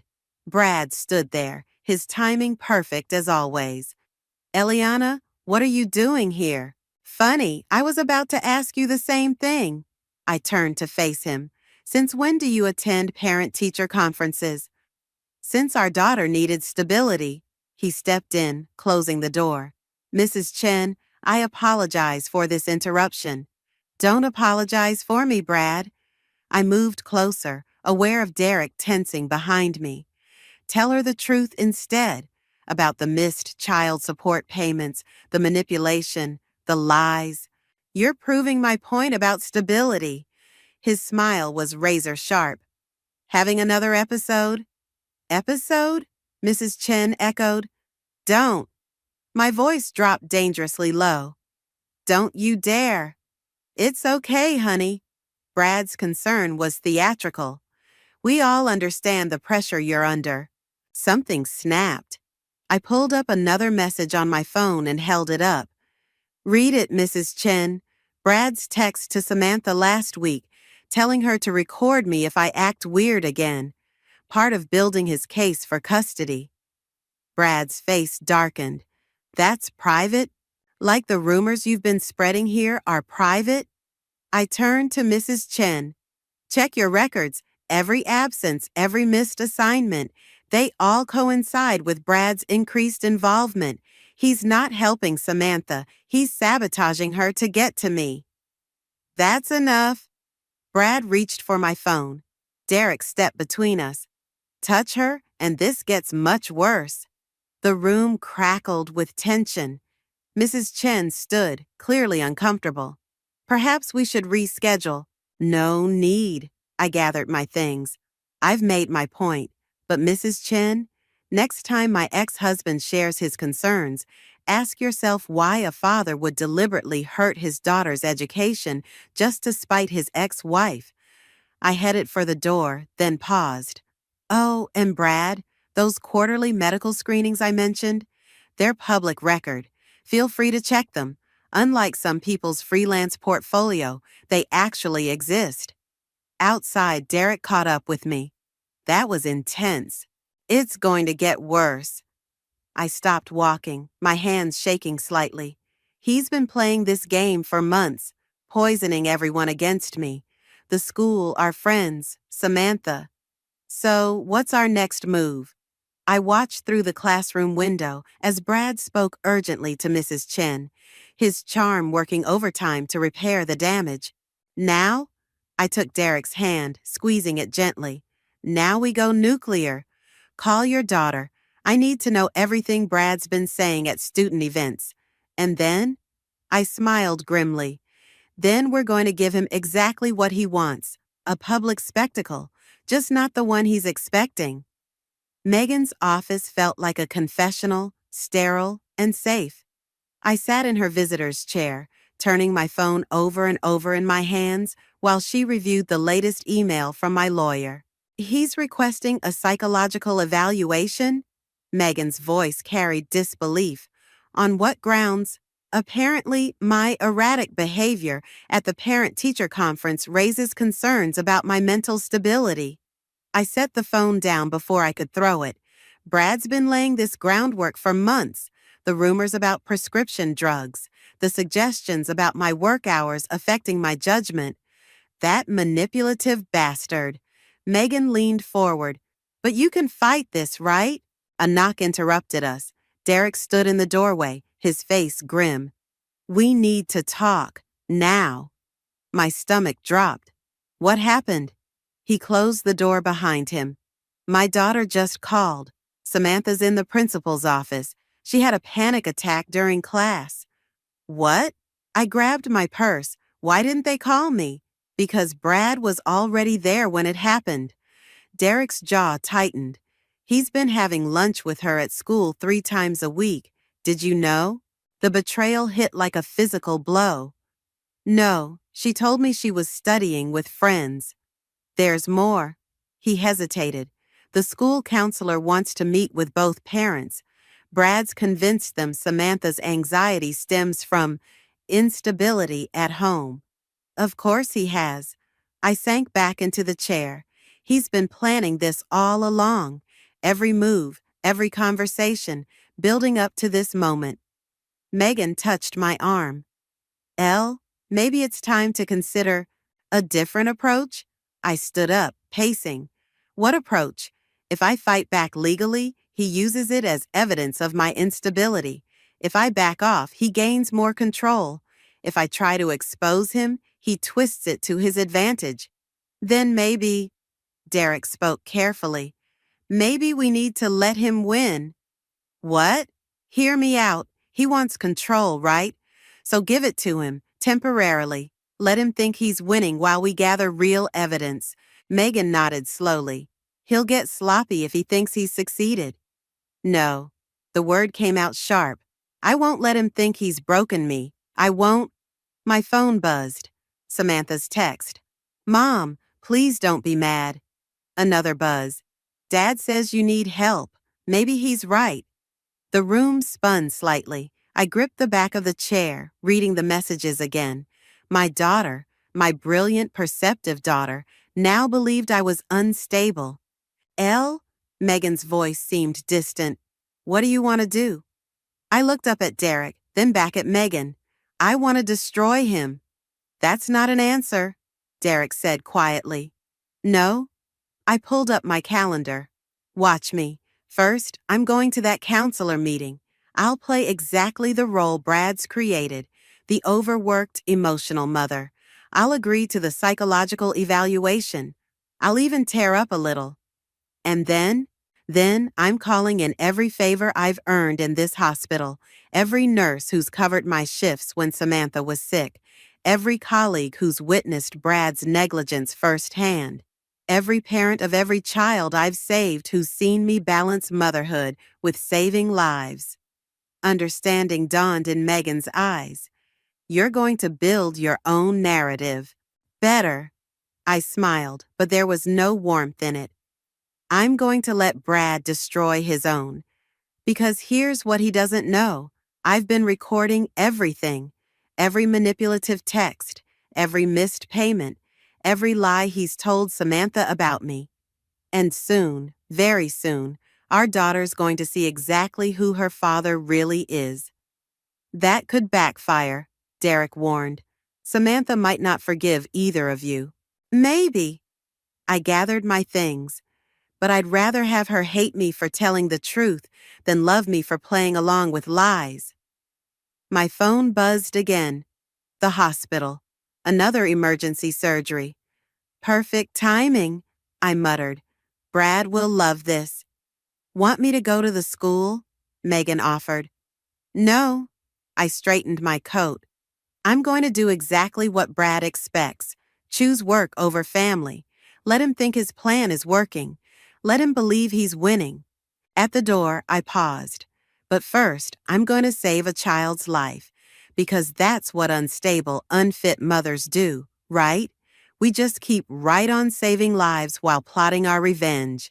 The door closed behind me with a satisfying click, leaving silence in my wake. It was time to show Brad that some surgeons were equally skilled at removal and reconstruction, whether it was damaged hearts or carefully constructed lies. Derek's daughter, Emma, sat across from me in the hospital cafeteria, nervously shredding a napkin. Dad's gonna kill me for telling you this. No, he won't. I pushed my untouched coffee aside. What exactly did you hear?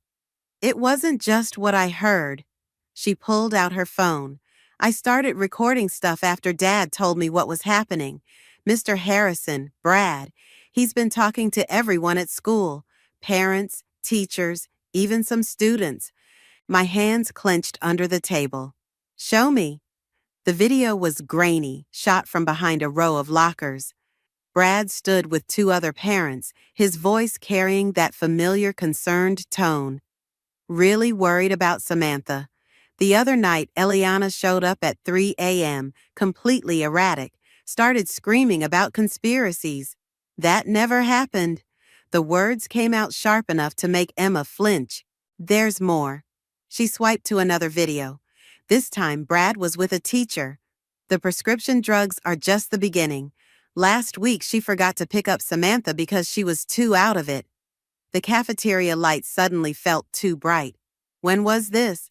Last Tuesday, the day Sam had her panic attack. My phone buzzed, a text from Samantha. Staying at Dad's tonight. Need space. Another buzz followed. Maybe you should talk to someone. Dad knows a good therapist. Of course he did. I bet the therapist knew all about my episodes already. Dr. Matthews? Emma's voice pulled me back. There's something else. Yesterday, I overheard him on the phone talking about some kind of investment scheme. Something about using Samantha's college fund. The world stopped spinning for a moment. What? He was arguing with someone about access to accounts, said something about temporary borrowing and guaranteed returns. My coffee cup shattered in my grip, sending lukewarm liquid across the table. A nearby nurse rushed over with napkins, but I barely noticed. Emma, I need those recordings. My voice sounded distant, even to myself. All of them. I already sent them to Dad. She helped mop up the coffee. But Dr. Matthews, Mr. Harrison saw me filming yesterday. He smiled and waved. Ice slid down my spine. He what? Like he wanted me to record him. She lowered her voice. Dad says it might be a trap. My phone buzzed again. An email from Brad's lawyer requesting an emergency hearing about temporary custody. The timestamp matched exactly when Emma had been filming him yesterday. He's playing us. The realization hit like a physical blow.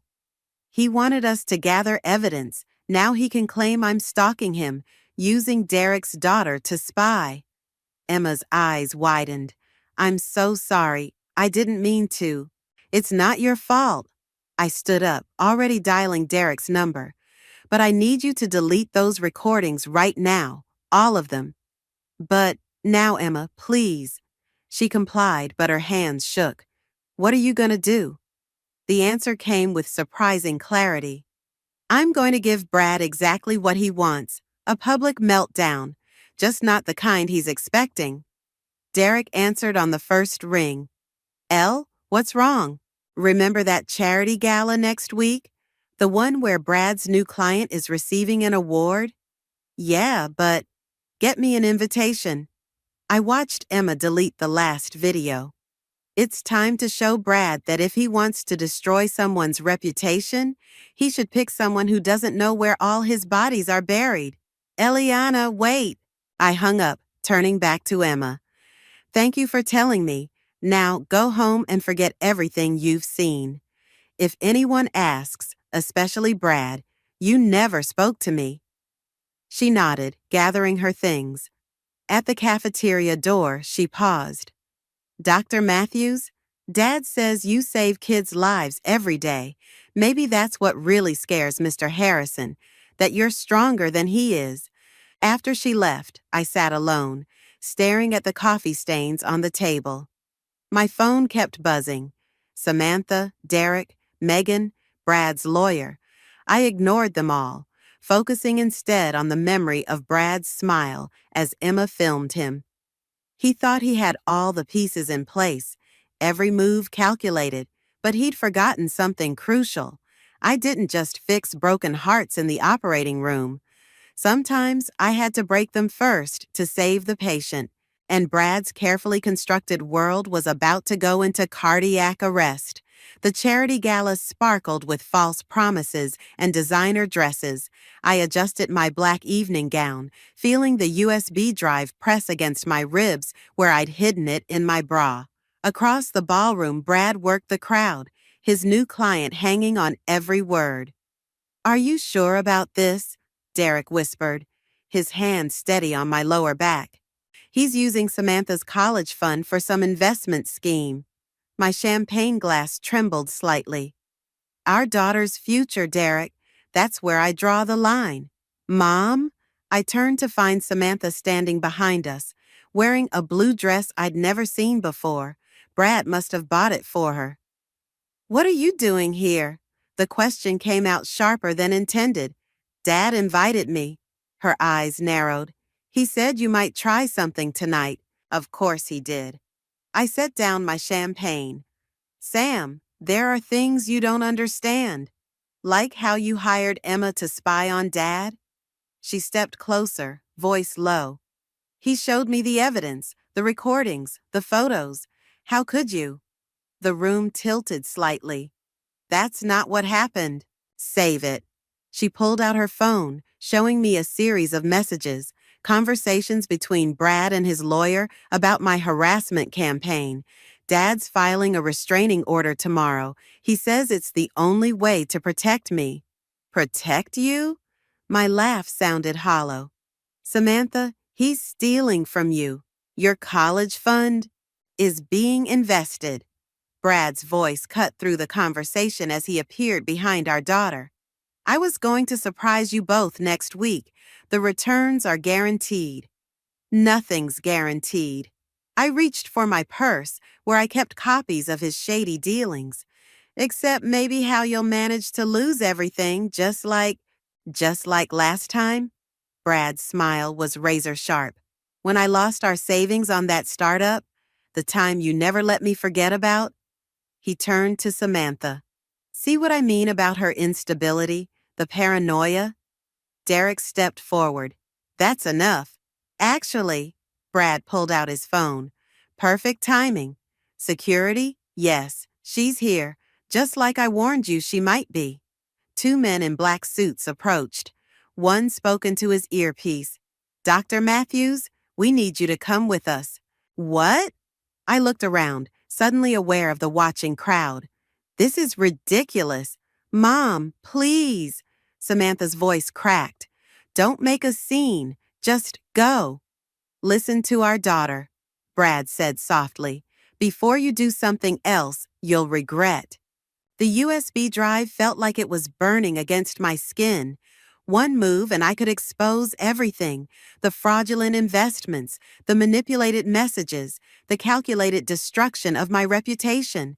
But Samantha's eyes held something worse than anger now: fear. She was afraid of me. "Okay?" The word tasted like defeat. "I'll go." Derek tried to follow, but I stopped him. "Stay with Sam." The security guards escorted me through the whispers and stares, past colleagues who wouldn't meet my eyes, past Brad's triumphant smile. In the lobby, one guard spoke quietly. "Dr. Matthews, we have instructions to contact the authorities if you return. Please don't make this difficult." Outside, the night air hit like a slap. My phone buzzed, a message from Samantha. "Dad's right. You need help. Please get help." Another buzz. Brad had tagged me in a social media post about the incident, expressing his deep concern for my well-being and asking for prayers during this difficult time. The final buzz was an email from the hospital board requesting an immediate meeting about my recent behavior.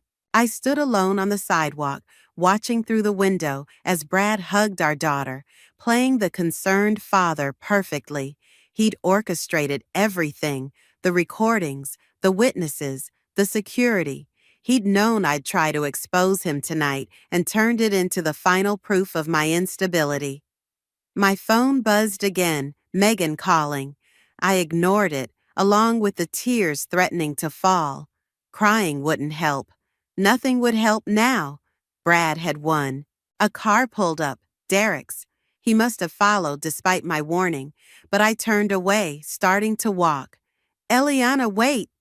Go back to Samantha, I called over my shoulder. She needs someone stable in her life. His footsteps faded as I walked into the darkness, still wearing my evening gown, still carrying the evidence that now seemed worthless. The USB drive pressed against my heart like a reminder of everything I'd lost. But somewhere between the tears and the anger, a new thought formed. Sometimes a surgeon had to let the heart stop completely before bringing it back stronger than before. And my heart, it had just flatlined. 3 days after the gala disaster, I sat in my empty house, staring at resignation papers from the hospital board when my phone lit up with an unknown number. Mom? Samantha's voice crackled with static. Can you hear me? Sam, what's wrong? I'm at Dad's office. I needed his laptop for a school project, but... She paused, breathing heavily. Mom, there are emails about the college fund, about everything. My heart stopped. Where's your father? Meeting with investors. Mom, he lost it. All of it. And there's more. Recordings of him coaching people what to say about you. Payments to his lawyer to fabricate evidence. Samantha, listen carefully. Don't touch anything else. I'm coming. No time. Keys clicked in the background. I'm forwarding everything to you now. But Mom, I'm so sorry. I should have... The line went dead. My phone buzzed immediately. Dozens of emails flooding in, bank statements, conversations, evidence of Brad's elaborate scheme to destroy me while stealing our daughter's future. Another buzz. Brad. My office, now, alone. I grabbed my keys, but before I could reach the door, another text. Tell anyone where you're going, and Samantha learns what really happened the night you lost that patient last year. The night I'd been cleared of any wrongdoing. The night Brad had apparently been gathering ammunition. I drove through rain-slicked streets, my mind racing. Brad's office occupied the top floor of a renovated warehouse, all exposed brick and industrial chic, perfect for impressing clients he never kept. The elevator doors opened to darkness. Only his office light burned at the end of the hall, a beacon drawing me in. Brad sat behind his desk, Samantha's phone in front of him. Our daughter stood by the window, tears streaming down her face. Delete them, he said without looking up. The emails? I stayed in the doorway. Little late for that. All copies, now. He finally met my eyes. Or I released the story about your negligence last year. Your career's hanging by a thread already. One push. You really want to talk about negligence? I stepped forward. After stealing your daughter's future? I was protecting her future. He stood suddenly, making Samantha flinch. Everything I did was to get her away from you. By destroying me? By making her think I was unstable? You are unstable. A workaholic surgeon who paid every bill while you chased get-rich-quick schemes. I moved closer. Who covered your mistakes? Who protected Samantha while you played victim? Stop it. His face reddened. Samantha, tell her how much better things have been with me. But Samantha wasn't looking at either of us. She was looking at her phone, her real phone, which she'd pulled from her pocket while Brad focused on me. Actually, Dad, she held up the device, I think I have something else to tell. The blood drained from Brad's face. What are you doing?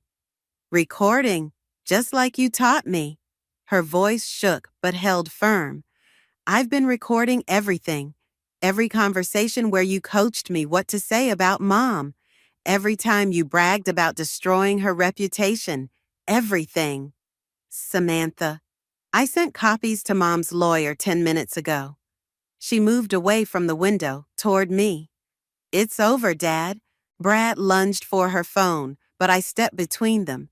Touch her, and your reputation won't be the only thing that needs surgery. He froze, then laughed, a hollow sound. You really think anyone will believe you after everything? They'll believe the evidence. Samantha's voice cracked. The real evidence, not your edited versions. I did this for you. He slammed his hands on the desk. Everything was for you. No, she grabbed my hand. Everything was for you. It always was. We left him there, surrounded by his schemes and lies. In the elevator, Samantha collapsed against me, sobbing. I'm so sorry, Mom. I should have seen it sooner. I held her close, feeling her shake. You saw it exactly when you needed to. My phone buzzed, the hospital board requesting an urgent meeting about new evidence coming to light. Samantha looked up at me. What happens now? Now? I wiped her tears away. Now we rebuild, together. The elevator doors opened to rain-washed streets and the first hints of dawn. Behind us, in his tower of lies, Brad faced the consequences of his greatest manipulation, underestimating the daughter he claimed to protect. Sometimes revenge wasn't about destroying someone. Sometimes it was simply about letting the truth speak for itself. The hospital boardroom felt different this morning, warmer somehow, despite the October rain drumming against the windows. I sat between Derek and Megan as the board reviewed the last of Brad's exposed lies. Dr. Matthews, the chief of surgery, closed his folder. I believe we owe you an apology. Before I could respond, my phone buzzed. A text from Samantha. Dad's trying to call again. Should I answer? I typed back. Your choice. Always your choice now. The board continued their formal reinstatement speech, but my attention drifted to the window, where a young mother cradled her child in the parking lot below.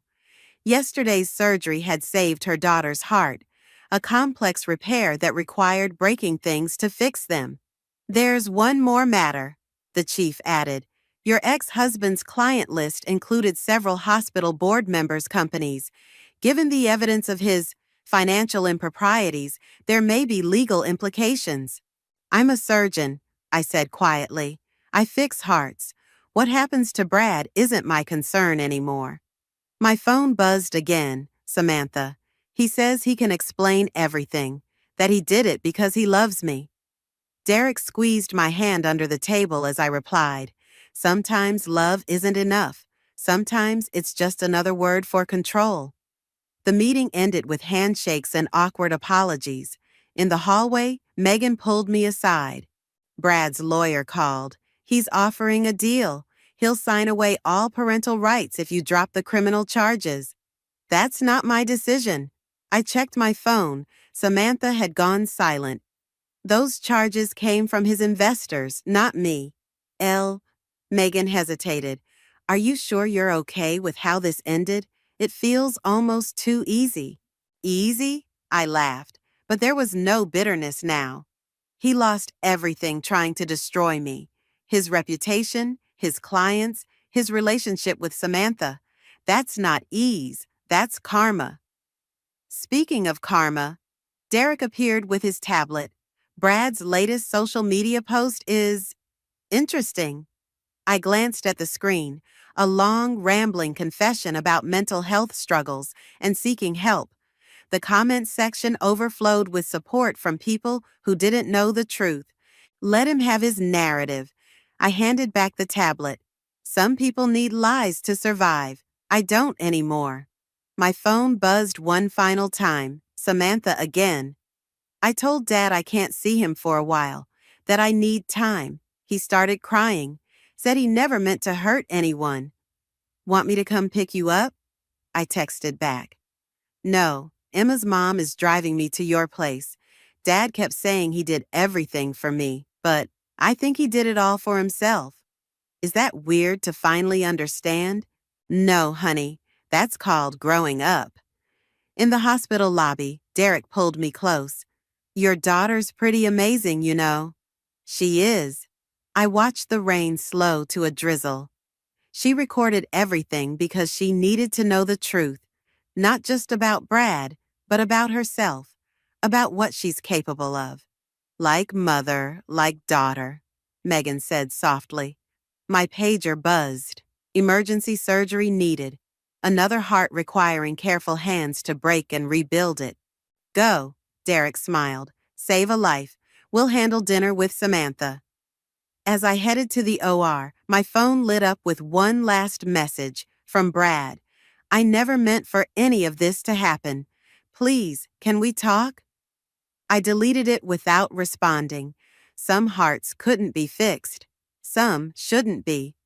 In the surgical prep room, I caught my reflection in the mirror. No more shadows under my eyes. No more weight of his manipulation pressing down. Just a surgeon ready to do what she did best, repair what was broken.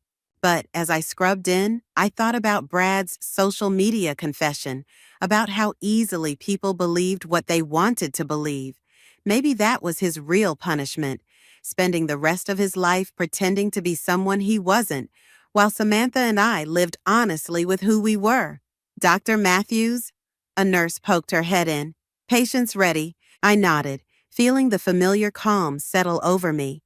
Tomorrow would bring new challenges, helping Samantha heal, rebuilding trust, finding balance. But right now, in this moment, there was just a heart that needed saving, and that, at least, was something I knew how to do.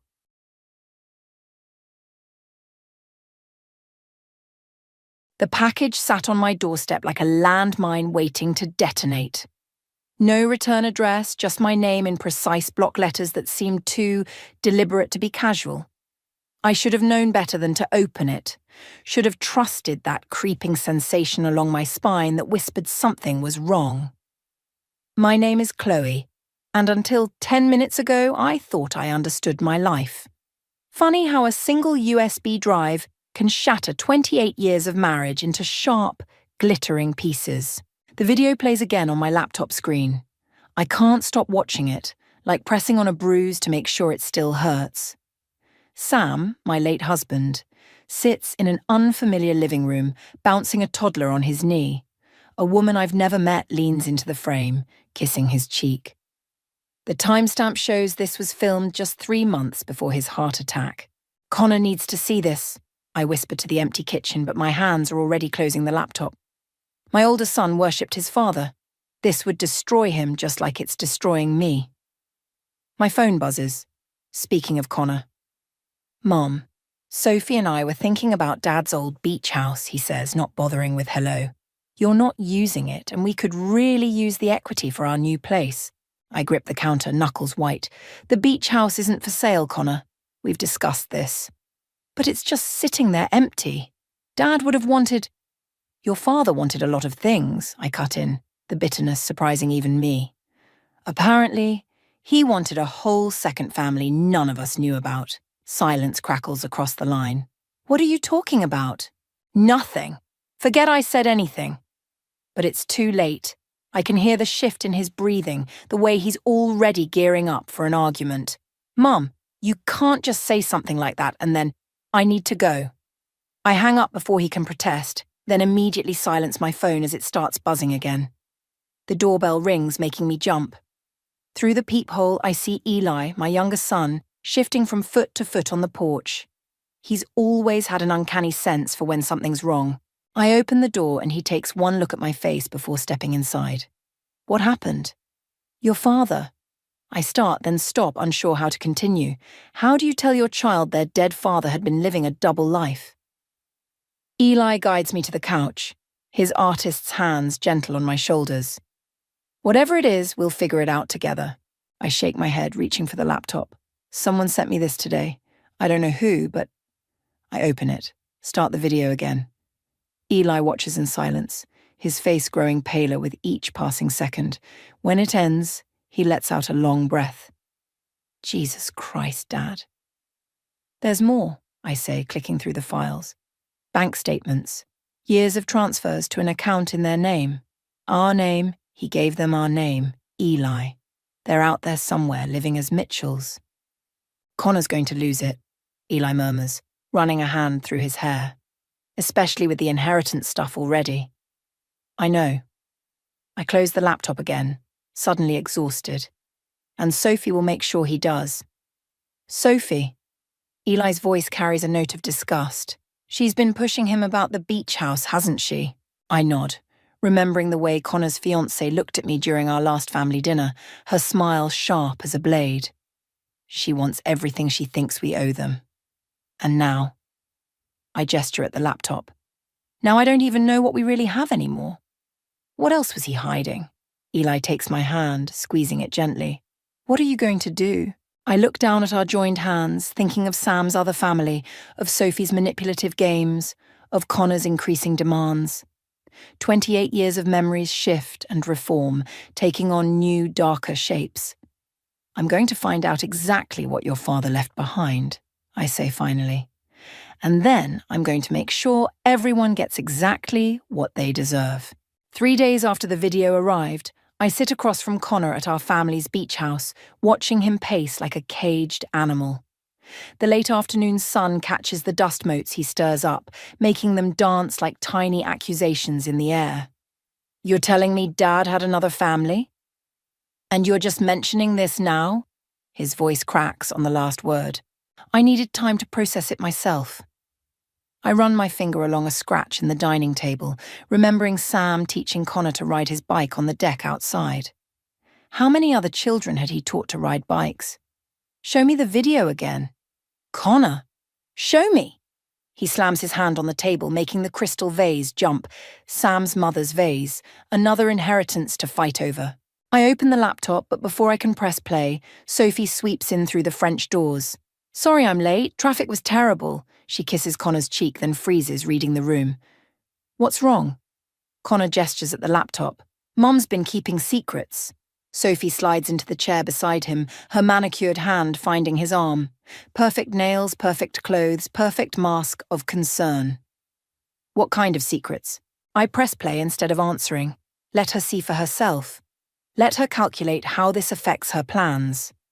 The video plays. Sam laughs on screen, bouncing that unknown child. Sophie's grip on Connor's arm tightens visibly. Those bank statements, she says when it ends, voice carefully neutral. How much was he sending them? Of course, that's her first question. Enough to buy several beach houses, I reply, watching her face. So what you're saying is, half of what we thought was our inheritance isn't even ours. Connor runs his hands through his hair, messing it up the way he did as a teenager when stressed about exams. That's not what I'm saying at all. I close the laptop firmly. I'm saying we need to take time to understand what this means before making any decisions about property or money. Sophie leans forward. But surely this changes things legally. If there's another family with claims to the estate. There's nothing legal about what Sam did, I cut in. And I'm still executor of the estate, which means you get to decide everything, Connor stands abruptly. Like always. That's not fair, I start, but Sophie's already speaking over me. Connor's right, Chloe. You can't expect us to just sit back while you figure things out on your own. We have a right to know what's happening with our future. Our future, not Connor's future. Ours. The front door opens and Eli walks in, carrying his camera bag. He takes in the scene, Connor's clenched fists, Sophie's predatory posture, my white-knuckled grip on the laptop. Thought I might find everyone here, he says quietly. Did you know? Connor demands. Did Mom tell you first? I found out when she did. Eli sets his bag down carefully. And before you start yelling, maybe consider that Mom's the victim here too. The victim? Sophie's laugh is sharp as broken glass. She's the one with all the power. She could sell this place tomorrow if she wanted to, couldn't she? Is that what this is really about? I stand slowly. The beach house? Don't twist this around, Connor snaps. This isn't about the house. It's about you hiding things from us. Again, 3 days, I say.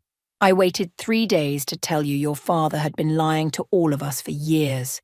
Forgive me if I needed a moment to breathe before shattering your world too. Silence falls, heavy with unspoken accusations. Sophie breaks it first, her voice honey-sweet with false concern. Maybe we should all take some time to process this. Connor and I could stay here for a few days, couldn't we, Chloe? It would give us all space to think. I meet her gaze steadily. The house isn't available. Mom, Connor starts. No, my voice is steel now. This house stays in my name until I decide otherwise. If you want to discuss the rest of the inheritance, we can do that through the lawyers. Lawyers? Connor looks stricken. You're bringing in lawyers now? I think that's wise, Sophie says, standing. Come on, Connor, we should go. I watch them leave, Sophie steering Connor toward the door with a practiced hand. Just before they exit, she glances back at me and for a moment her mask slips. I see calculation in her eyes and something like fear. Eli moves to stand beside me. You okay? No, I answer honestly, but I will be. Will? The private investigator's report lands in my inbox at 3 a.m. I've been waiting for it, unable to sleep, watching the shadows crawl across my ceiling. Sophie's family history unfolds on my screen like a cheap tragedy: foreclosed homes, bankruptcies, and a string of wealthy fiancés who mysteriously lost interest before reaching the altar. Grace calls just after sunrise. You're sure about this? My sister-in-law's voice carries the weight of 20 years of friendship. The report's thorough. I pour coffee with shaking hands. Sophie's father's company went under last month. They're drowning in debt. And Connor has no idea? He sees what she wants him to see. Just like I did with Sam. The parallel makes my stomach turn. What are you going to do? Before I can answer, my doorbell rings. Through the window, I see Sophie standing on my porch, perfectly coiffed despite the early hour. I have to go, she's here. Who's? I end the call, tucking my phone away. Sophie doesn't wait for an invitation, striding past me into the foyer. We need to talk about Connor. Do we? I close the door slowly, gathering myself. Or do we need to talk about your family's financial situation? She freezes, one hand clutching her designer handbag. A knockoff, I now know. I don't know what you mean. Your father's bankruptcy, the foreclosure notices, the pattern of wealthy men who... Stop! Her voice cracks, the perfect facade splintering. You don't understand. I understand perfectly. You're using my son to save yourself. I love Connor. You love what he represents. I move closer, watching her step back. Security, status, a way out of your family's mess. Like you didn't marry Sam for his money? Her eyes narrow, desperate. Everyone knows you were just a resident when you met. He gave you everything. The laugh that escapes me sounds foreign to my own ears. Is that what you think? I paid for medical school myself. The practice was mine before I met Sam. He didn't give me anything I hadn't already earned. Then why won't you give Connor what he deserves? The beach house. This isn't about the beach house anymore. I pull out my phone, opening the report. Should we talk about David? Or Michael, your other almost fiancés? Colour drains from her face. You had me investigated. Like you investigated me? Don't think I haven't noticed you digging through our financial records, asking questions about Sam's estate. Connor deserves to know what his father did. The other family... Don't. My voice turns to ice. Don't you dare use Sam's mistakes to justify your lies. She straightens, desperation replaced by something harder. If you show Connor that report, I'll tell him everything. About how you're hiding assets, how you knew about the other family for weeks before telling him. 3 days. I waited 3 days. That's not how he'll see it. Her smile turns cruel. He already thinks you're controlling, manipulative. It won't take much to convince him you're the villain here. Get out of my house. Think carefully about your next move, Chloe. She adjusts her fake designer bag. Connor's fragile right now. Finding out about his father broke something in him. Do you really want to break him more? After she leaves, I stand in my kitchen, hands pressed flat against the cool granite counter. My phone buzzes, a text from Eli. Saw Sophie leaving. You okay? I stare at the message, thinking about choices and consequences, about Sam's secrets and Sophie's threats, about Connor, caught between manipulation and truth. My fingers hover over the keyboard, then move decisively. No, I type, but I know what I have to do. I open my email, forward the investigator's report to my lawyer, then start a new message to Connor. The subject line stays blank for a long moment before I type, "What you need to know." Sophie's right about one thing: the truth will break him. But sometimes things need to break before they can heal properly. I should know. I'm a doctor, after all. I press send before I can change my mind, then pick up my phone again to call Grace. I'll need allies for what comes next, and she's always been good at picking up pieces. The sun climbs higher outside my window as I wait for the explosion I've just set in motion. Let Sophie play her games. I've spent my life putting people back together. I know exactly how things break. The engagement party invitation arrives like a slap. Cream-coloured cardstock with gold embossing, as fake as everything else about Sophie. I find Connor waiting in my office at the hospital that afternoon, the same invitation crumpled in his fist. "You had no right." His voice is eerily calm. "No right to investigate her." I continue reviewing my patient charts, letting the familiar medical terminology anchor me. Someone had to. Her family's financial troubles aren't your business. Neither was your father's second family, but here we are. The words escape before I can stop them. Connor slams his hand on my desk, scattering papers. "This isn't about Dad, isn't it?" I finally look up. "You're so desperate to prove you're not him that you can't see you're making the same mistakes." Sophie loves me. Sophie loves money. I pull the investigator's report from my drawer. "Did she tell you about David, the hedge fund manager she was engaged to last year?" His face pales. "That's not. Or Michael, the real estate developer. Both relationships ended when their financial situations changed." I push the file toward him. "Read it. Or don't. But don't tell me I had no right to protect my son." "Protect me?" He laughs, harsh and broken. "Like you protected us from knowing about Dad's other family? That was different. Was it?" He stands, towering over my desk.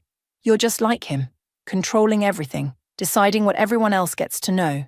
The comparison hits like a physical blow. Before I can respond, my office door opens and Grace steps in, freezing at the tension in the room. "I can come back," she starts, but Connor's already moving past her. "Don't bother. I was just leaving." He pauses at the door. "The engagement party's next Saturday. Don't come." Grace waits until his footsteps fade before speaking. "That went well." He's making a mistake. I straighten the scattered papers with shaking hands. "Probably." She sits in the chair Connor vacated. "But it's his mistake to make. Not if I can stop it. Chloe." Her voice carries a warning. "You're walking a dangerous line here." You didn't see the look in Sophie's eyes when I confronted her. She's desperate. "And you're not?" Grace leans forward. "Look at yourself. When's the last time you slept? You're letting this consume you." "What else am I supposed to do? Watch her destroy him? Maybe." She holds up a hand when I start to protest. Sometimes we have to let people we love hit bottom before they can see clearly. My phone buzzes. A text from Eli. "Sophie's at the beach house with movers." The world tilts sideways. "That's impossible. She doesn't have keys." "Connor does," Grace says quietly. I'm already grabbing my coat. Grace follows me to the parking lot, sliding into my passenger seat without asking. "What are you doing?" I demand. "Making sure you don't do anything stupid." She buckles her seatbelt pointedly, like Sam would have done. The comparison stings just like Connor's did. I'm nothing like Sam.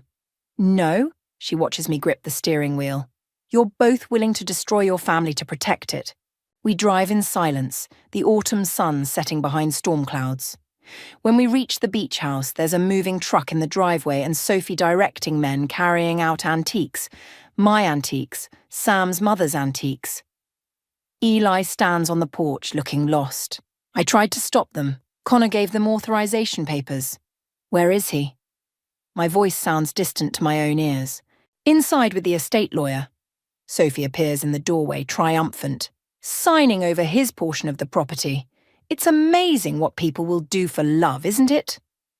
The world narrows to a single point. Sophie's smiling face, so sure of her victory. Behind me, Grace makes a small sound of warning, but I'm already moving forward, 28 years of betrayal and loss crystallizing into this moment. You want to see what people will do for love? I reach for my phone, Sophie's carefully constructed world about to shatter. Let me show you. Grace's warning echoes in my head as I study the engagement party venue through my car window. The country club's pristine facade masks the storm brewing inside, just like Sophie's perfect smile hides her desperation. You don't have to do this, Eli says from the passenger seat. We could just go home. I check my phone one last time, reviewing the email from Sophie's previous fiancé. His words burn across the screen. She'll destroy everything you love and make you thank her for it. No, I say, tucking the phone away. We're finishing this. Inside, crystal chandeliers throw fractured light across familiar faces. Sophie's parents hover near the bar, their designer clothes as fraudulent as their daughter's smile. Connor stands beside them, champagne in hand, looking lost in his own engagement party. Dr. Mitchell, Sophie materializes beside me, her voice honey-sweet. I didn't expect you to come, given our discussion at the beach house. I wouldn't miss it. I match her tone. Though I notice Sam's mother's silver isn't decorating the tables. Her smile tightens. Connor's lawyer assured us the pieces were part of his inheritance. The lawyer you chose for him, you mean? Before she can respond, Connor appears. Mom, please, not tonight. When then? The words escape before I can stop them. After she's sold everything we have left? Dr. Mitchell. Sophie's father joins us, swaying slightly. Such a pleasure. Sophie tells me you're being very generous with Connor's inheritance. I watch his expensive watch catch the light, probably borrowed, like everything else in their lives. Actually, I wanted to discuss that. The trust fund has some interesting stipulations. Sophie's hand tightens on Connor's arm. This isn't the time. It's exactly the time. I pull out my phone. Before we discuss inheritance, maybe we should talk about your father's bankruptcy, or your previous engagements. The colour drains from Sophie's face. Behind her, her father stumbles backward, knocking into a waiter. Champagne glasses shatter against marble floors. What previous engagements? Connor's voice cuts through the sudden silence. Mom, don't. Eli touches my arm. Not like this. But I'm already pulling up the photos. Sophie with David, with Michael, with each man who thought she loved him until their money ran out. Show him, Sophie. Show him how you really operate. Connor, she's lying. Sophie's voice cracks. She's trying to control you just like she always has. Like Sam controlled me? The words taste like ash. I watched my husband build a second life while I smiled and played the perfect wife. I won't watch my son make the same mistake. Chloe. Grace appears from nowhere, her presence steady. Think about what you're doing. Connor looks between us, confusion giving way to anger. You're all talking about me like I'm not even here, like I can't make my own choices. Because your choices are destroying this family. The words echo across the suddenly silent room. No, Mom. Connor steps back, pulling Sophie with him. You are. The truth of it hits like a physical blow. I look around the room, at the horrified guests, at Eli's pained expression, at Grace's disappointment. I've become exactly what I feared, someone who would burn everything to save it. Sophie sees her advantage and takes it. I think you should leave. Connor, I try one last time. Please, just look at the evidence. Get out. His voice is ice. Now. I turn to leave, dignity crumbling with each step. But at the door, I hear Sophie's father slur loudly. At least we got the beach house before she figured it out. The room freezes. I turn back slowly, watching Connor's face as understanding finally breaks through. What does he mean, got the beach house? He releases Sophie's arm. What did you do? Sophie's mask slips just for a moment. It's enough. I should feel triumphant. Instead, I feel hollow as I watch my son's world crumble, just like mine did with that USB drive. This is what revenge costs. Not just the target, but everyone around them. I'll be at home, I tell him quietly, when you're ready to talk. Outside, the night air feels thick with possibilities and regret. Eli follows me to the car, his silence more eloquent than words. Did I just make everything worse? I ask. He considers for a long moment. Maybe, but at least now everything's true. Truth. Such a simple word for such devastating consequences.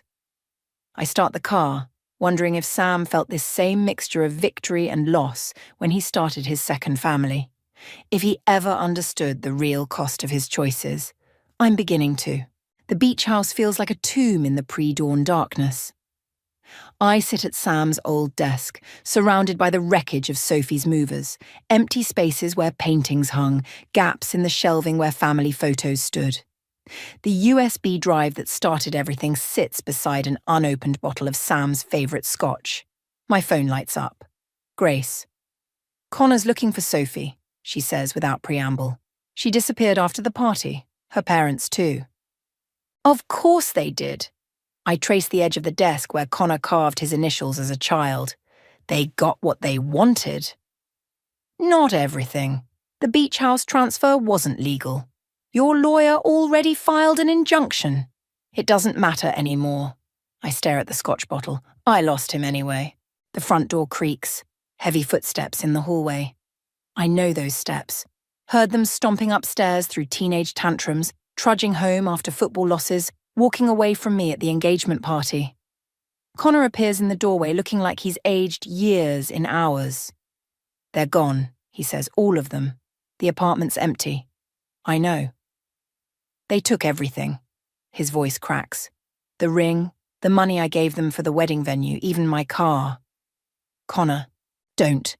He slumps against the doorframe. Just don't say you told me so. I wasn't going to. I push the scotch bottle aside. I was going to say I'm sorry. He laughs, bitter and broken. For what? Being right? Trying to protect me? Or for waiting until I was completely humiliated to do it? The accusation hits home. I thought exposing her would save you. Save me?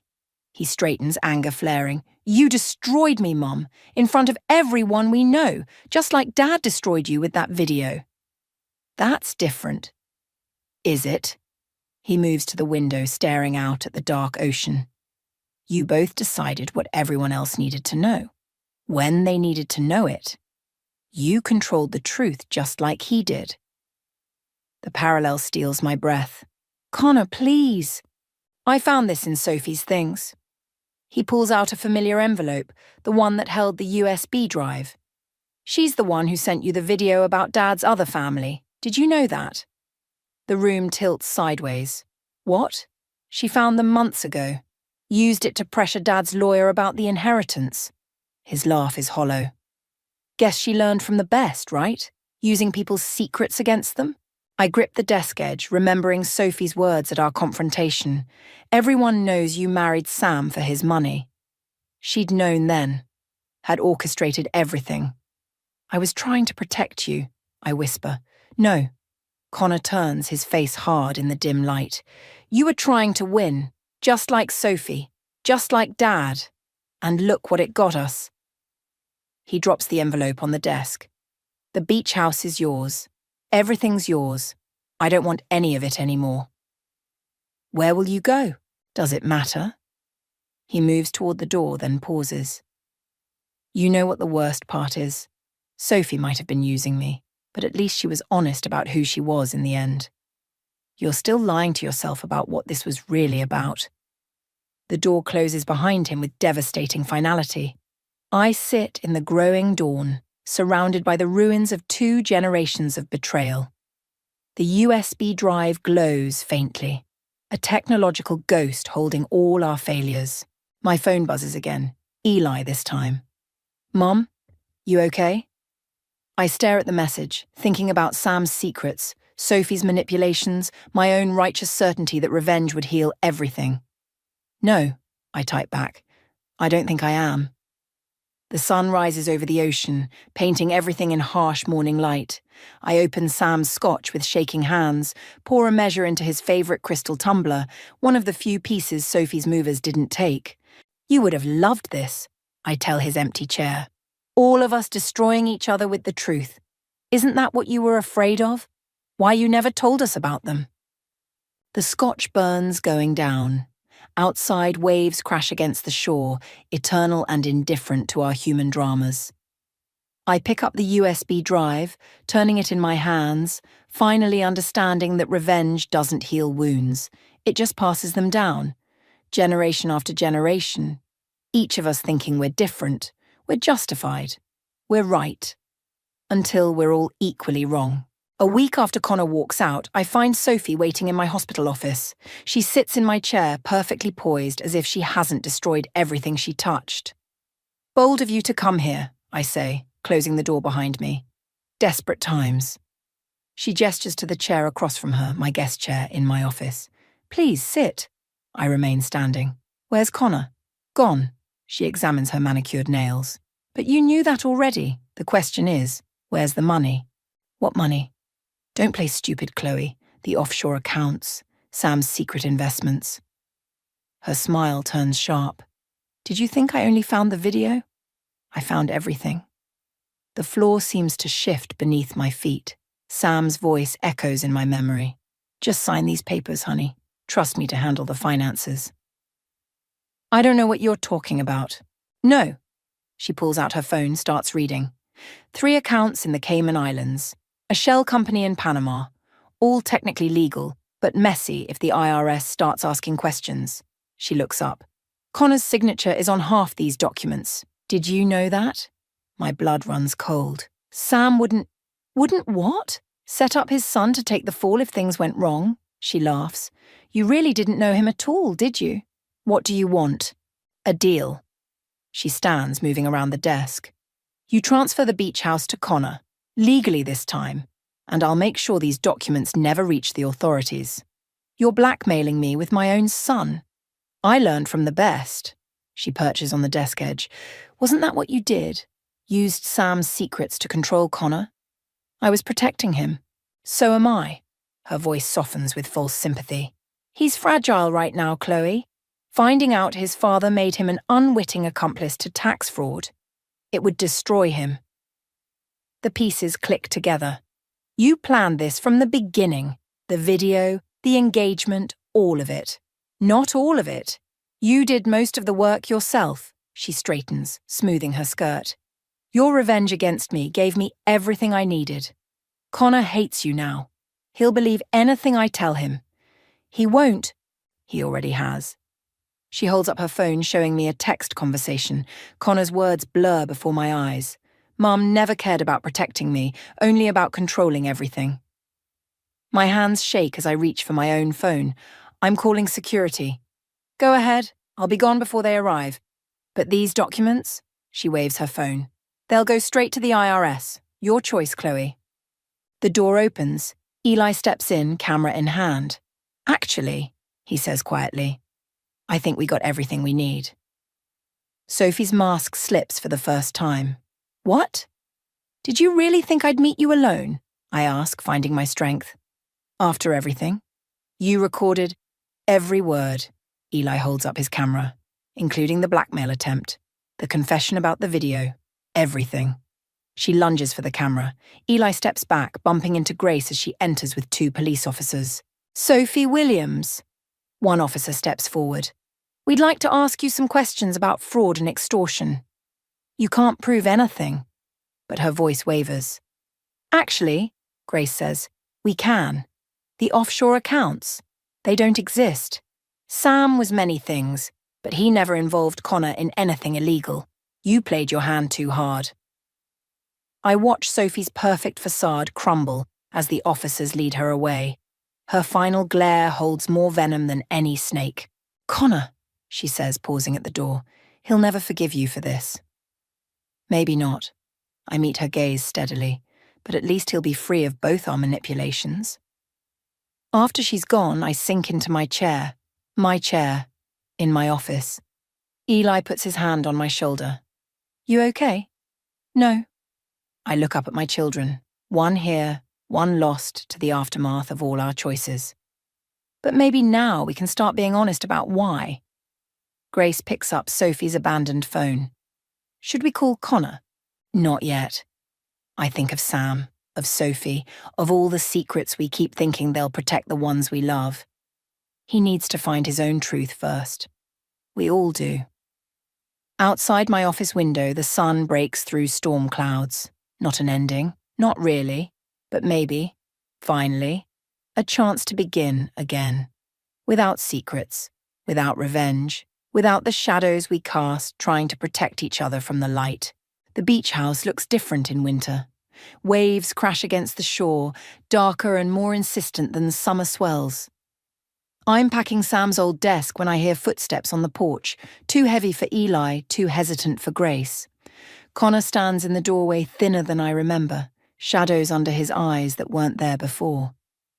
The door was unlocked, he says. It always is. I continue sorting papers, giving him space to find his words. He moves to the window where the antique vase sits, the one Sophie's movers tried to take. You're selling it then? Converting it. I close a drawer. Eli's turning it into an art gallery. His work deserves to be seen. And your practice? Retired last month. I watch his reflection in the window. Turns out revenge is exhausting work. He turns, almost smiling. That's why you're giving up the beach house? Tired of fighting? No. I meet his eyes. I'm giving up the idea that holding on to things means holding on to people. Silence stretches between us, filled with waves and winter wind. Connor picks up a framed photo, him and Eli as children, building sandcastles where the gallery will soon stand. Sophie took a plea deal, he says finally. She's paying restitution to her other victims. I know. Did you know about them? Before? Not all of them. I move to stand beside him.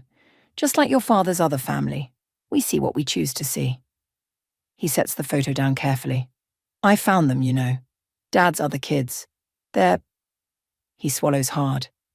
They're good people. They didn't ask for any of this either. None of us did. I was so angry at you, he says, for exposing Sophie, for trying to control everything. But then I realized I was really angry at myself, for being just like Dad, for needing someone else to save me from my own choices. Connor, let me finish. His voice shakes. I understand now why he kept secrets, why you exposed them, why Sophie tried to destroy us all. We were all just scared of losing control. I think of Sam's video, of Sophie's threats, of my own desperate need to protect my son from truths he needed to find himself. The gallery opening is next month, I say. Eli's featuring a series about family, about the shadows we cast, trying to protect each other from the light. Subtle little brother. But Connor's almost smile returns. Will you be there? Yes. I touch the photo frame. Will you? He's quiet for a long moment. I'm not ready to move back. I need to figure out who I am without everyone else's expectations. I know. But maybe... He straightens.